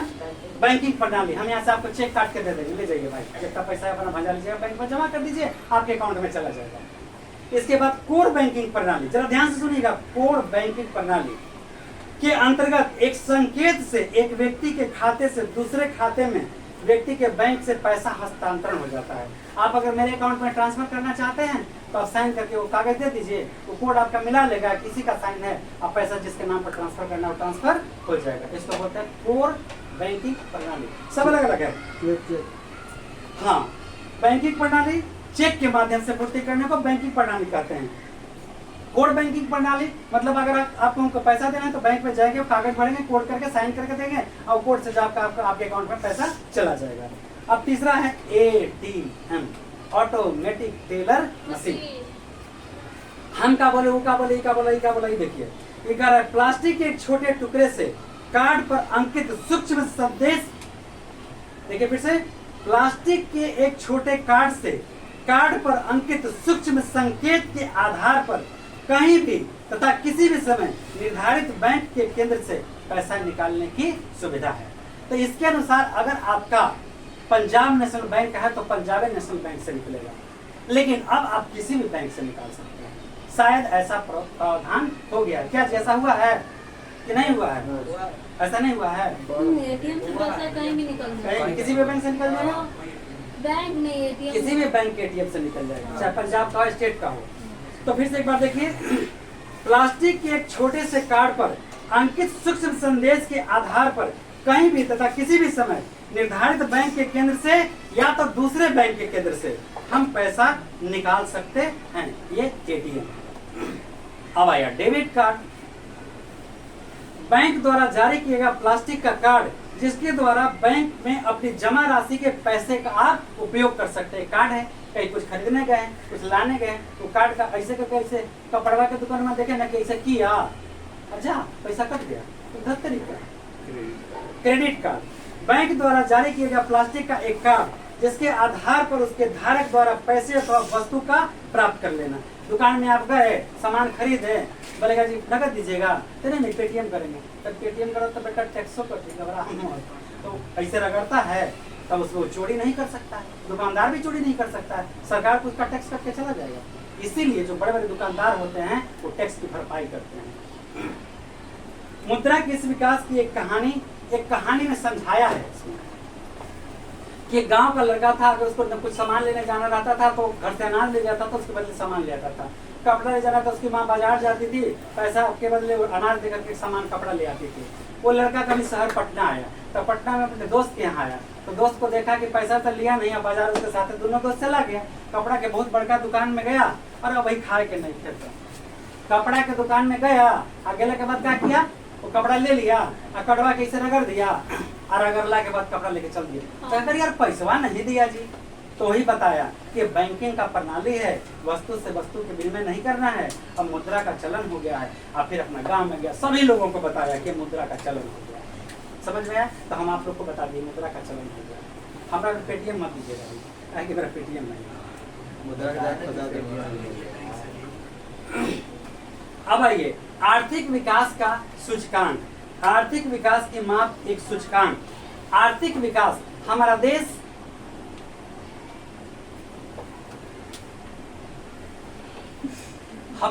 कितना आर्थिक रूप से विकास किया है, इसके मापने के लिए एक तरीका है। इसके मापने के लिए क्या है? किताब खरीदना 50 रुपया का, मैया से कितना मांगिएगा? 100 रुपया। हाँ भैया 100 रुपया के भैया ने पढ़ लेकर थक पाऊँ, कहीं कुछ दिन बेटा देखी पर कितना लिखा लेता 50 रुपया। तो वही नहीं रे मम्मी इतने में मिलता है, तुम नहीं जानती हो। अच्छा गोल्डन कैट सब खरीदे हैं ना, तो दाम लिखा है कितना लिए हैं, कितना तक कितना घोटाला कर गया हो। अच्छा ठीक है, खैर छोड़िए चाहिए। राष्ट्रीय विकास, हमें जो नापने का सिस्टम है, देखिए ये आर्थिक विकास कितना हुआ है उसको मापने के लिए आपको राष्ट्रीय आय जानना है और प्रति व्यक्ति आय जानना है। हम जानेंगे कि राष्ट्र की कितना इनकम है, उसको राष्ट्रीय आय कहते हैं। तो एक व्यक्ति पर कितना इनकम पड़ेगा, उसको प्रति व्यक्ति आय कहते हैं।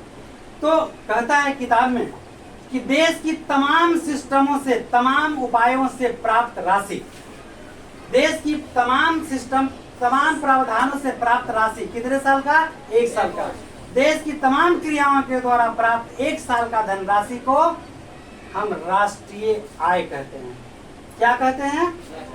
तो इसीलिए ना कि 1 साल में रिपोर्ट कार्ड लागू होता है कि कितना हमारा इनकम हुआ। अब मान लीजिए 10 करोड़ इनकम हुआ, किस किस को कितना पैकेज देना, सब में रिपोर्ट कार्ड जारी कर देता है कि भाई इतना इस पैकेज को दिया। अब सरकार फिर चलता रहा, फिर 1 साल में इनकम हुआ, फिर 1 साल में अगला बजट को पेश करता है। तो यहाँ कहता है कि कुल प्राप्त आय को, राष्ट्र पूरे जैसे हिंदुस्तान का है, तो देश की 1 वर्ष में कुल चीजों से प्राप्त आय को राष्ट्रीय आय कहते हैं। ठीक है, तब प्रति व्यक्ति आय किसे कहते हैं? तो कुल राष्ट्रीय आय को कुल जनसंख्या से भाग दे देने पर एक व्यक्ति का आय निकल जाएगा। कितना का आय निकल जाएगा? प्रति व्यक्ति आय निकल जाएगा। देखिए राष्ट्रीय आय को आर्थिक विकास का एक प्रमुख सूचक माना गया है। शांत रहिए। राष्ट्रीय आय को आर्थिक विकास का एक प्रमुख सूचक माना गया है। आर्थिक विकास का प्रमुख सूचक क्या है? राष्ट्रीय आय है। किसी देश में 1 वर्ष की अवधि में, कितने वर्ष की अवधि में? 1 वर्ष की अवधि में उत्पादित सभी वस्तुओं एवं सेवाओं के मौद्रिक मूल्य के योग को राष्ट्रीय आय कहते हैं। सभी वस्तुओं और विभिन्न सेवाओं से प्राप्त राशि के योग को हम राष्ट्रीय आय कहते हैं। तमाम उत्पादन के साधनों से उत्पादित कुल आय को हम राष्ट्रीय आय कहते हैं। याद हो गया? एक बार फिर से देखते हैं। किसी देश में 1 वर्ष की अवधि में उत्पादित सभी वस्तुओं एवं सेवाओं के मौद्रिक मूल्य के योग को उसका राष्ट्रीय आय कहते हैं। देश के तमाम सिस्टमों से प्राप्त 1 वर्ष में प्राप्त राशि के योग को राष्ट्रीय आय कहते हैं। और इस प्राप्त राष्ट्रीय आय में देश की कुल जनसंख्या से भाग दे देने पर प्रति व्यक्ति आय निकल जाता है। Is important, very very important. सामान्य तौर पर जिस देश की राष्ट्रीय आय अधिक होती है वह देश विकसित होता है, जिस देश की राष्ट्रीय आय कम होती है वह अविकसित देश कहलाता है। अब प्रति व्यक्ति आय को सबसे उचित सूचकांक माना गया। सबसे बढ़िया सूचकांक प्रति व्यक्ति आय माना गया है या राष्ट्रीय आय माना गया है? प्रति व्यक्ति। एक व्यक्ति का आय कितना, जिससे पता चल जाएगा कि कौन सा राष्ट्र कितना शक्तिशाली है। प्रति व्यक्ति आय देश में रहते हुए व्यक्तियों की औसत आय होती है। देश में जो रह रहा है उसकी औसत आय होती है। राष्ट्रीय आय को देश की कुल जनसंख्या से, राष्ट्रीय आय को देश की कुल जनसंख्या से भाग देने पर जो भागफल आता है वह प्रति व्यक्ति आय कहलाता है। प्रति व्यक्ति आय बराबर राष्ट्रीय आय बटा कुल जनसंख्या। क्लियर हो गया? प्रति व्यक्ति आय एकदम आएगा, राष्ट्रीय आय एकदम आएगा, एकदम इंपॉर्टेंट है। ATM, debit card, credit card निश्चित रूप से सबसे इंपॉर्टेंट क्वेश्चन है। आपको पता है, अभी बता दूं 2003 का रिपोर्ट, 2003 का बिहार का जो रिपोर्ट है 5700, बिहार के आय का प्रति व्यक्ति आय है 5757, तो 57 बता रहे हैं अभी का रिपोर्ट। पंजाब का है 26,000 और केरल का है 28,800 और बिहार का 5700 रुपया वार्षिक प्रति व्यक्ति आय है। 57 तो कितना पर 57 है, तो उसको 12 से डिवाइड करिए तो 12 या 36 बच्चों 48 12 50 60, यानी लगभग 4,500 प्रति महीना। एक व्यक्ति का आय 4,500 प्रति महीना। इसीलिए बबलू सर उत्तर देते हैं सर, क्या छोड़िए ऐसे बोल दिया मजाक से। अब इतनी कम आय में बताइए 4 परिवार कैसे चलेगा? जिसका 4 परिवार होगा वो कैसे चलाएगा? 4,500 तो इसका मतलब है कि हम सबसे नीचे हैं। अब देखिए पंजाब का 26,000 है, 22,800 केरल का है और हमारा 5700 है। अब बताइए 5700 में 12 से भाग दे दीजिए, बच्चों का 48 12 25 60, यानी 4,500 रुपया, 4,500 महीना लगभग एक व्यक्ति का इनकम है। क्या हमारा देश तरक्की कर रहा है? आई कितना हो गया? 22,800 में, यानी 23,000 में भाग दीजिए। अरे 5700 है भैया, हम तो गड़बड़ा के हिसाब है। 5700 में 12 से भाग दीजिए तो कितना होगा जी? 5700 1200, 2 जीरो कट गया, 3 लगभग 400। 400, हम तो बहुत ही ज्यादा बोल दिए। बाप रे बाप, तो ये तो 5700 5,700 तो ज्यादा बोल दिए। 5700 है तो 5700 में 1200 से भाग देंगे तो करीब कितना है? 450, 475 रुपया प्रति महीना इनकम है। प्रति महीना 475 रुपया एक व्यक्ति का है। सोचिए आज बढ़ा होगा तो बहुत ज्यादा ज्यादा 900 हो गया होगा, 2,000 हो गया होगा, 3,000 हो गया होगा, मान लीजिए ज्यादा से ज्यादा। देश की ऐसी दुर्दशा है, तैयो कहते हैं कि बिहार क्या है बिहार। तो आज हमें परिश्रम करने की जरूरत है, अच्छा अच्छा तरक्की करिए, विदेश जाइए, पैसा कमाइए, आर्थिक रुपया लाइए यहाँ पर, और देश अपना समृद्ध हो जाएगा। ठीक है? अब प्रति व्यक्ति यहाँ समझ में आ गया? हाँ, लेकिन यही गवर्नमेंट है, यही गवर्नमेंट आपको बता रही है कि 450 रुपया प्रति महीना आपको पड़ रहा है, और यही गवर्नमेंट रेवेन्यू देती है कि लेबर क्लास के आदमी को 450 रुपया रोज मिलना चाहिए, रोज मिलना चाहिए। और तुम कितना देते हो? तुम्हारे यहाँ कितना है? तो फैक्ट्री लगाओ। जब देख रहे हो कि राष्ट्रीय इतना खराब है तो फैक्ट्री लगाओ, कंपनी बैठाओ, उद्योग धंधा बैठाओ, लोगों को काम मिलेगा, अच्छे से खेती का विकास करो। खेती कृषि प्रधान देश है तो सब कुछ ठीक हो जाएगा। आइए मानव विकास सूचकांक, मानव विकास कैसे किया? तो हो गया। अभी क्या था? आर्थिक विकास। अब मानव विकास किया है या नहीं ये देखिए। इसके लिए मानव विकास रिपोर्ट हर साल लागू किया जाता है। मानव विकास रिपोर्ट सरकार, केंद्र सरकार लागू करता है। अब हो चुका है, घबराइए पर। तो इसका कैसे होता है? जीवन आशा सूचकांक प्लस शिक्षा प्राप्त सूचकांक प्लस जीवन स्तर सूचकांक, ये सभी को जोड़ देते हैं तो HDI मतलब मानव विकास सूचकांक प्राप्त हो जाता है। चलिए इसको सस्ते में निपटा दिए हैं। अब जरा पढ़ दे, इंपॉर्टेंट है। राष्ट्रीय मानव विकास रिपोर्ट UNDP की मानव विकास रिपोर्ट के तर्ज पर भारत की पहली बार मानव रिपोर्ट 2002 में जारी की गई। योजना आयोग के द्वारा तैयार की इस रिपोर्ट को तत्कालीन प्रधानमंत्री अटल बिहारी वाजपेयी ने 23 अप्रैल 2002 को नई दिल्ली से जारी किया था। रिपोर्ट को भारतीय लोकतंत्र के लिए महत्वपूर्ण दस्तावेज बताते हुए योजना आयोग के अध्यक्ष KC पंत ने कहा था कि देखिए यहाँ योजना आयोग के अध्यक्ष है, अब पहला वाला कौन आयोग के अध्यक्ष था? राष्ट्रीय विकास आयोग। ये सब दोनों में अंतर समझ लीजिएगा। योजना आकार तय करने में इसे आधार बनाया था। इसकी पहली बार भारतीय विकास को 81, 91 और 2001 के लिए राज्यों के संघीय क्षेत्र HDI के मूल्यों के अनुमान लगाया गया था। इस रिपोर्ट में विकास की दरें भिन्न होती है। केरल का रैंक सबसे ऊपर, केरल का रैंक सबसे ऊपर, जबकि बिहार, मध्य प्रदेश, आसाम, राजस्थान तो उत्तर प्रदेश का रैंक सबसे नीचे था। जब इतना जान रहे हैं तो काहे नहीं विशेष पैकेज हर बार दे देते हैं? निर्धनता की दृष्टि से जानने के लिए रिपोर्ट में एक प्रस्तुत मानव निर्धन सूचकांक निर्धनता सूचकांक के निर्धनता के परंपरागत निर्धनता अनुपात से काफी मिलता जुलता है। राष्ट्रीय मानव विकास रिपोर्ट के अनुसार हिमाचल प्रदेश, तमिलनाडु, महाराष्ट्र, जम्मू कश्मीर आदि में मानव निर्धनता सूचकांक में कमी आई है। वहीं अब बिहार, उत्तर प्रदेश तथा राजस्थान में इसकी बहुत थोड़ी सी कमी आई है। अब उपभोक्ता व्यय, आप उपभोक्ता हैं, कैसे व्यय करिएगा जरा देखिए। उपभोक्ता व्यय को आर्थिक विकास का सूचक मानते हुए अपने देश की पहली राष्ट्रीय आय मानव विकास रिपोर्ट में यह बताया गया कि विगत वर्षों में कुछ ही देश की ग्रामीण जनता व्यय क्षमता में कमी आई है, जबकि शहरी क्षेत्रों में इसकी काफी वृद्धि हुई है। शहर में कार चाहिए, देहात में तो साइकिलों से चल जाएगा, स्वस्थ रहा है, हट्टा कट्टा, और शहरी में मारा एक छाप कर अब कोनो के देखता है हेल्दी वेल्दी तो नहीं कतारे दे रहा है, तो खाया पिया तंदुरुस्त तो रहेगा तंदुरुस्त, खाएगा। अब जरा देखिए, आधारित संरचना में जो कुछ भी है हमारा, बैंकिंग, स्कूल, कॉलेज, अस्पताल, तो इसके लिए क्या क्या सहायक होते हैं? आधारित संरचना के लिए सहायक तत्व कौन कौन है? तो वे सभी तत्व जैसे बिजली, परिवहन, संचार, बैंकिंग, स्कूल, कॉलेज, अस्पताल आदि देशों के आर्थिक विकास का आधार माना गया है। अगर बिजली की पूर्ति हो रही है, परिवहन का व्यवस्था है, दूरसंचार ठीक है, बैंकिंग ठीक है, स्कूल कॉलेज ठीक है, अस्पताल ठीक है, तो देश का आर्थिक विकास निश्चित रूप से होगा। अगर ये सब खराब होंगे तो सब खराब होगा।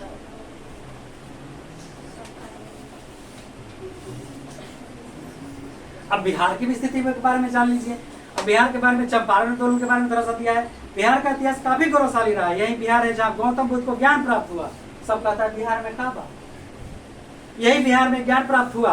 महावीर ने शांति का संदेश दिया। चंद्रगुप्त, अशोक, शेरशाह, गुरु गोविंद सिंह, बाबू वीर कुंवर सिंह, डॉक्टर देशरत्न राजेंद्र प्रसाद का जन्म इसी बिहार में हुआ है। बिहार पहला राष्ट्रपति देने वाला है भारत को। बिहार संविधान देने वाला है भारत को, क्योंकि जो संविधान अम्बेडकर द्वारा लिखा गया था गुम हो गया था।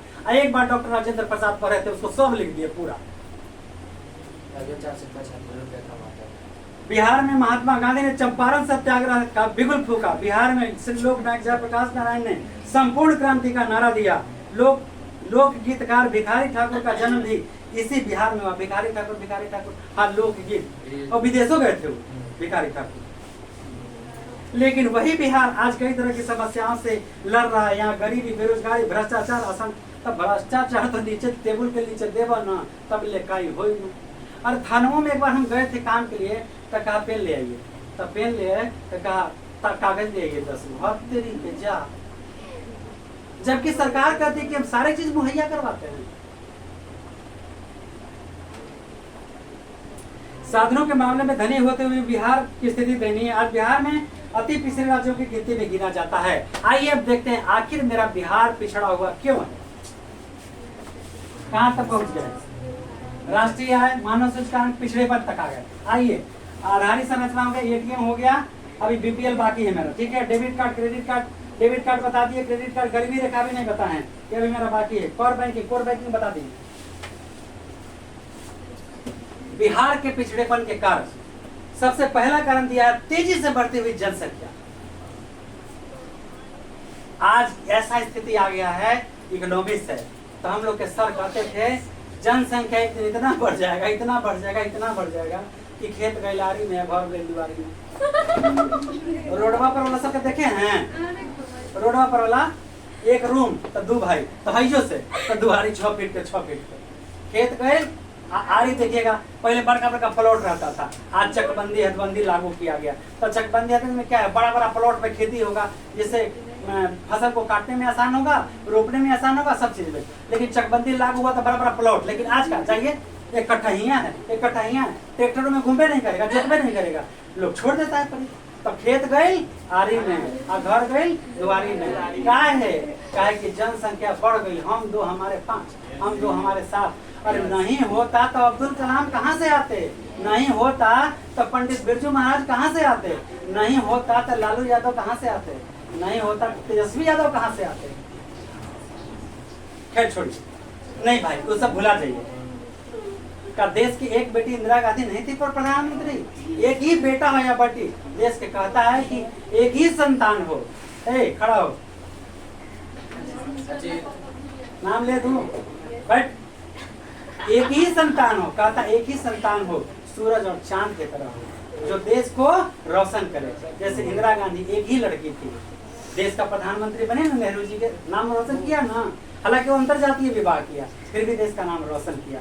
तो ऐसा नहीं कि हम दो हमारे, तो इंदिरा गांधी के देख के हम भाषण दिए हैं, मतलब बोले हैं सबको कि हम दो हमारे एक। आप कलकत्ता साइड में चले जाइए, एक ही लड़कियां रहता है, लोग अपना बस ऑपरेशन मतलब जो भी हुआ स्टॉप कर देते हैं।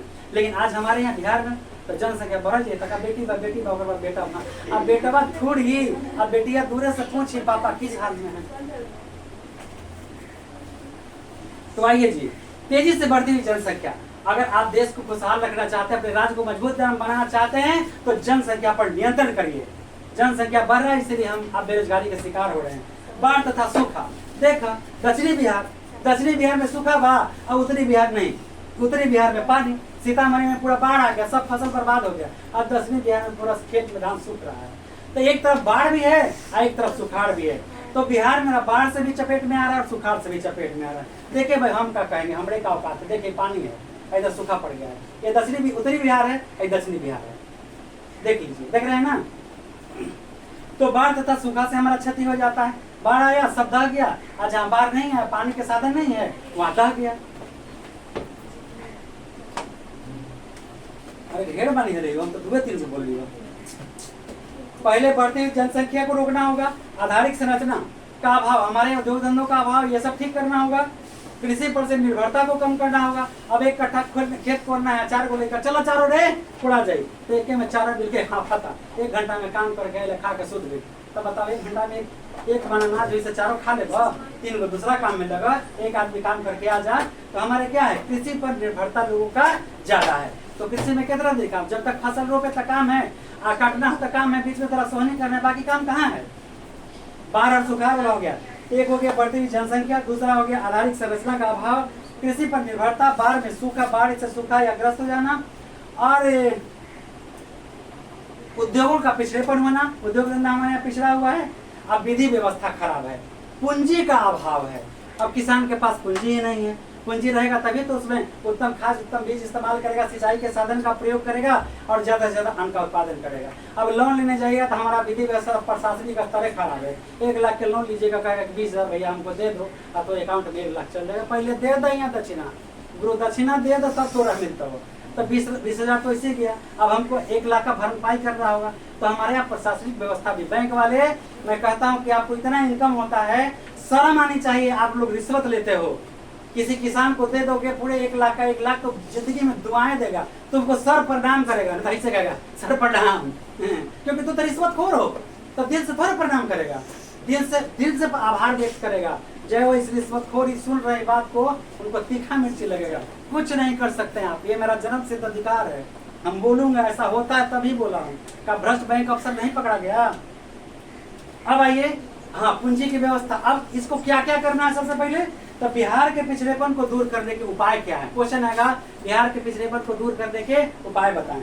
तो सबसे पहले जनसंख्या को हम नियंत्रित करेंगे, कैसे, हम दो हमारे, आप मान जाइए ना, फलनवा से क्या आप देख रहे हैं, फलनवा चोरी करेगा तो हम करेंगे, फलनवा हाफ पैंट पहन के चलेगा तो आप भी चलिएगा। अरे अपना संस्कार रखिए ना, ब्रह्म संरक्षण विशेषता।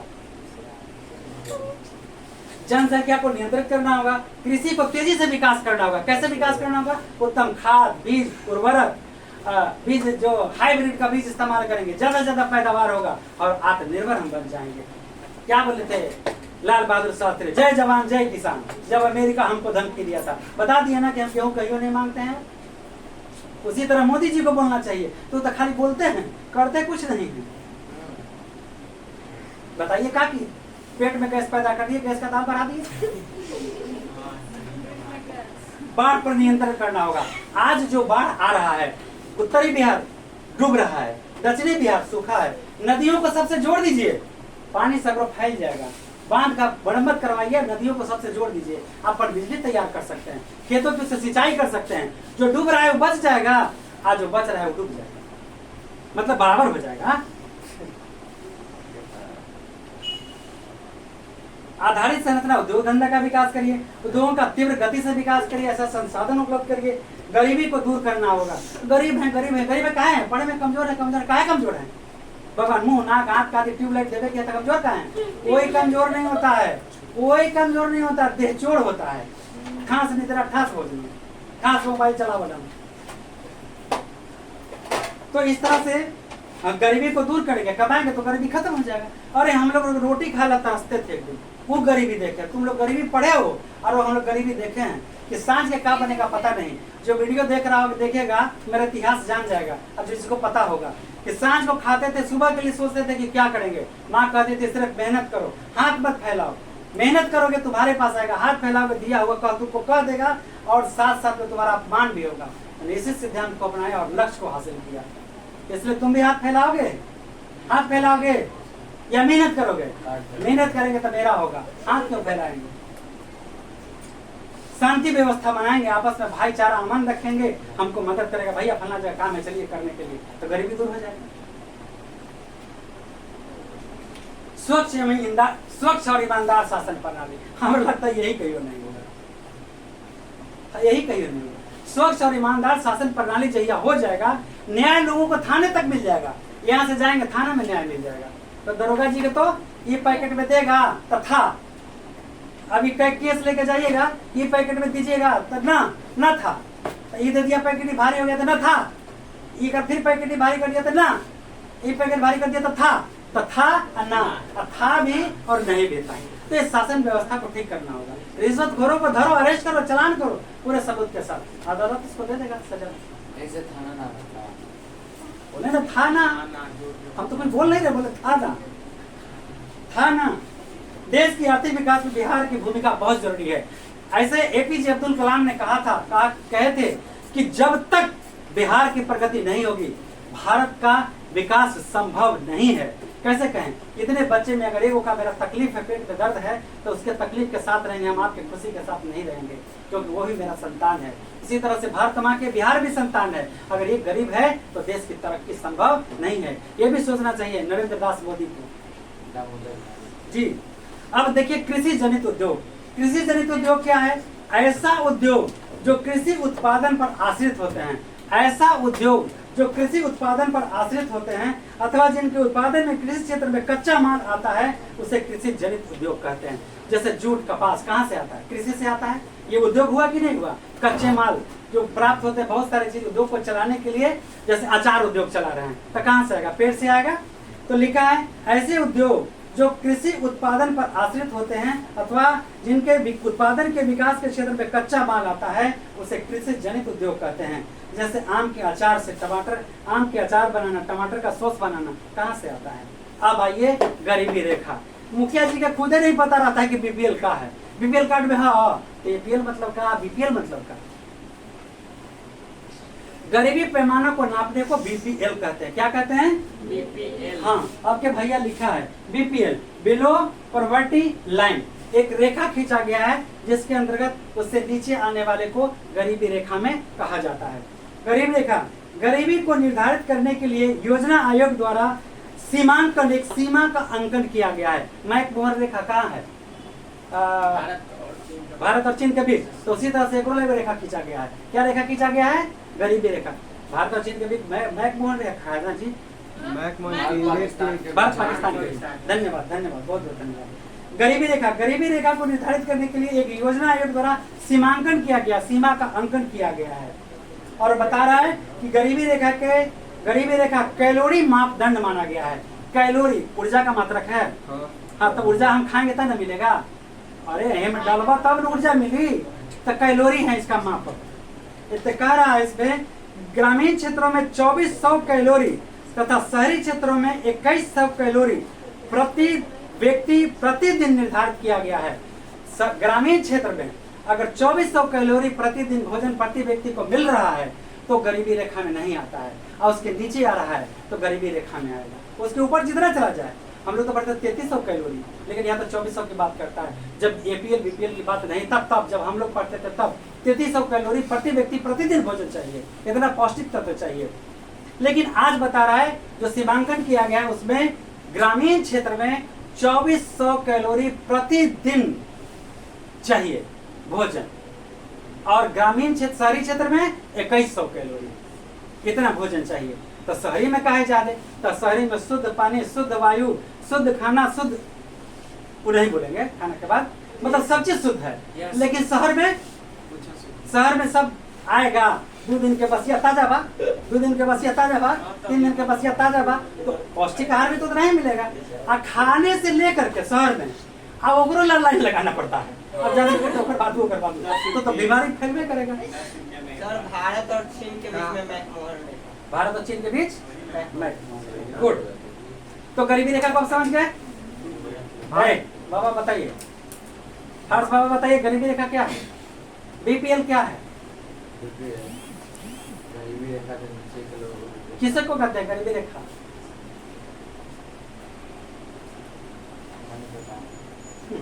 गौरी तक कही तो पढ़ाई गई बा। चलिए आइए, गरीबी रेखा। गरीबी रेखा का एक सीमांकन किया गया है जिसके अंतर्गत ग्रामीण क्षेत्र में 2400 किलो कैलोरी प्रतिदिन, 2400 कैलोरी प्रतिदिन और शहरी क्षेत्र में 2100 कैलोरी प्रतिदिन अगर ऊर्जा मिलती है, यानी भोजन उसको मिलता है, तो ये लोग बीपीएल में नहीं आएंगे, एपीएल में आएंगे। लेकिन इसके नीचे जो आते हैं वो सब कहाँ आएंगे? बीपीएल में आएंगे। तब पक्का के घर बना लिए बिना सरकार के सहायता के, आप बीपीएल में हैं? शहर में 2100, शहर में 2100, क्या कि शुद्ध न खाना मिलता है ना, बात समझ गए ना? गाँव में 2400, 2400, क्योंकि खाना सब कुछ वहाँ शुद्ध मिलता है। और ज्यादा चाहिए। अरे वहाँ के लोग पौष्टिक तत्व तो मिलता है उन लोगों को, आप समझते हैं? बसिया रोटी तो बसिया ने ताकत दी। अब आ गया नरेगा। नरेगा कहें, अच्छा जेकरा जेकरा गांधी जी से बिगाड़ है वो मनरेगा कहे, तो जेकरा गांधी जी से बिगाड़ है वो नरेगा कहता है, और जेकरा गांधी जी से प्यार है वो मनरेगा कहता है। मनरेगा, म माने महात्मा गांधी, न माने नेशनल, और म न का लेकर देख लेते हैं, मतलब नहीं देख रहे हैं। म मतलब महात्मा गांधी, न माने नेशनल, और र माने रूलर, ई माने एम्प्लॉयमेंट, जी माने गारंटी, ए माने एक्ट। आप नरेगा लिखे नहीं क्या है? अरे भैया किताबवा में जो लिखल रहेगा वही ना हम बोलेंगे, लेकिन है रियली में मनरेगा। क्या है? मनरेगा, लेकिन कहा गया नरेगा। महात्मा गांधी से आगे कौन चला जाएगा? अब जाते कि देश में 106 लोग हैं। महात्मा गांधी ने एक शब्द कहा था, बहुत लोग कहते हैं कि जब देश का विभाजन हुआ तो महात्मा गांधी का हाथ था, शायद इतिहास वो नहीं पढ़े हैं। महात्मा गांधी ने कहा था कि जब मैं दूर दूर तक देखता हूँ तो इन सांप्रदायिक दंगों पर काबू पाना असंभव, परिणाम का विभाजन ही विकल्प। ऐसा कलेजा फाड़ के गांधी जी ने कहा था, कलेजा फट गया था उनका जब ये बातें बोले थे। तो जरा कल्पना करिए जो लोग गांधी को दोषी ठहराते हैं। 2 को बेटा लड़ेगा तो बाप क्या करेगा? बाकी वो चमत्कार है कि बाबुओं के बाबू, बेटों के बाबू और 2 के बाबू, जवानों के, बुढ़वों के, लेकिनों के बाबू हैं। चलिए नरेगा, नरेगा मतलब मनरेगा, तो हम नरेगा ही बताते हैं। नरेगा, नरेगा मतलब क्या? National rural employment guarantee act. National rural employment guarantee act. National rural employment guarantee act. Act बने नियम, एक्ट बने नियम। आईपीसी 302 एक्ट मतलब इंडियन पेनल कोड 2 के तहत इसको फांसी दिया जाता है। बात समझ गए कि नहीं समझ गए? नरेगा ग्रामीण रोजगार देने की ये एक राष्ट्रीय योजना है। नरेगा क्या है? ग्रामीण रोजगार देने की एक राष्ट्रीय योजना है। आप बताइए नरेगा क्या है? अभी बोलिए। ग्रामीण हलवा पूरी खाएंगे। नरेगा ग्रामीण रोजगार देने की यह एक राष्ट्रीय योजना है। इसके अंतर्गत ग्रामीण मजदूरों को साल में कम से कम 100 दिन के लिए रोजगार देने की व्यवस्था है। कम से कम कितने दिन रोजगार देना है? 100 व्यक्ति को। अगर पति पत्नी है तो उनमें से कम एक को 100 दिन का रोजगार मिलना आवश्यक है। और जब नरेगा में उसका मूल्य निर्धारित है, उतना ही आपको पैसा मिलेगा। पता नहीं 100 या 150 कितना, तो अभी तो डिमांड करिए तो कितना है मनरेगा का खर्च? नहीं, रोजगार देने की व्यवस्था है। इसके लिए न्यूनतम मजदूरी भी निर्धारित किया गया है। तो नरेगा आप समझ गए? तो अब करीब करीब हम आपको किताब पूरा पढ़ा दिए। और जो हम बीच में एक बार बोले थे आर्थिक विकास की गति को तेज करने के लिए बिहार की स्थिति में सुधार के लिए पूर्व राष्ट्रपति एपीजे अब्दुल कलाम ने कहा था कि ठीक कहा था कि बिहार के विकास के बिना भारत का विकास संभव नहीं है। हमने अपने से नहीं बोला था, इसमें लिखा हुआ था, तब हमने बोला था। इस तरह से आपका पहला लेसन समाप्त हुआ। अब क्वेश्चन आंसर जब हम तैयार कर लेंगे तो आपको भेज देंगे। अभी फिलहाल जो हम आंसर बताए हैं इसी से तैयारी करिए फर्स्ट लेसन। जय हिंद, जय बिहार। मिलते हैं ब्रेक के साथ। बहुत सारी शुभकामनाएं आप सभी को।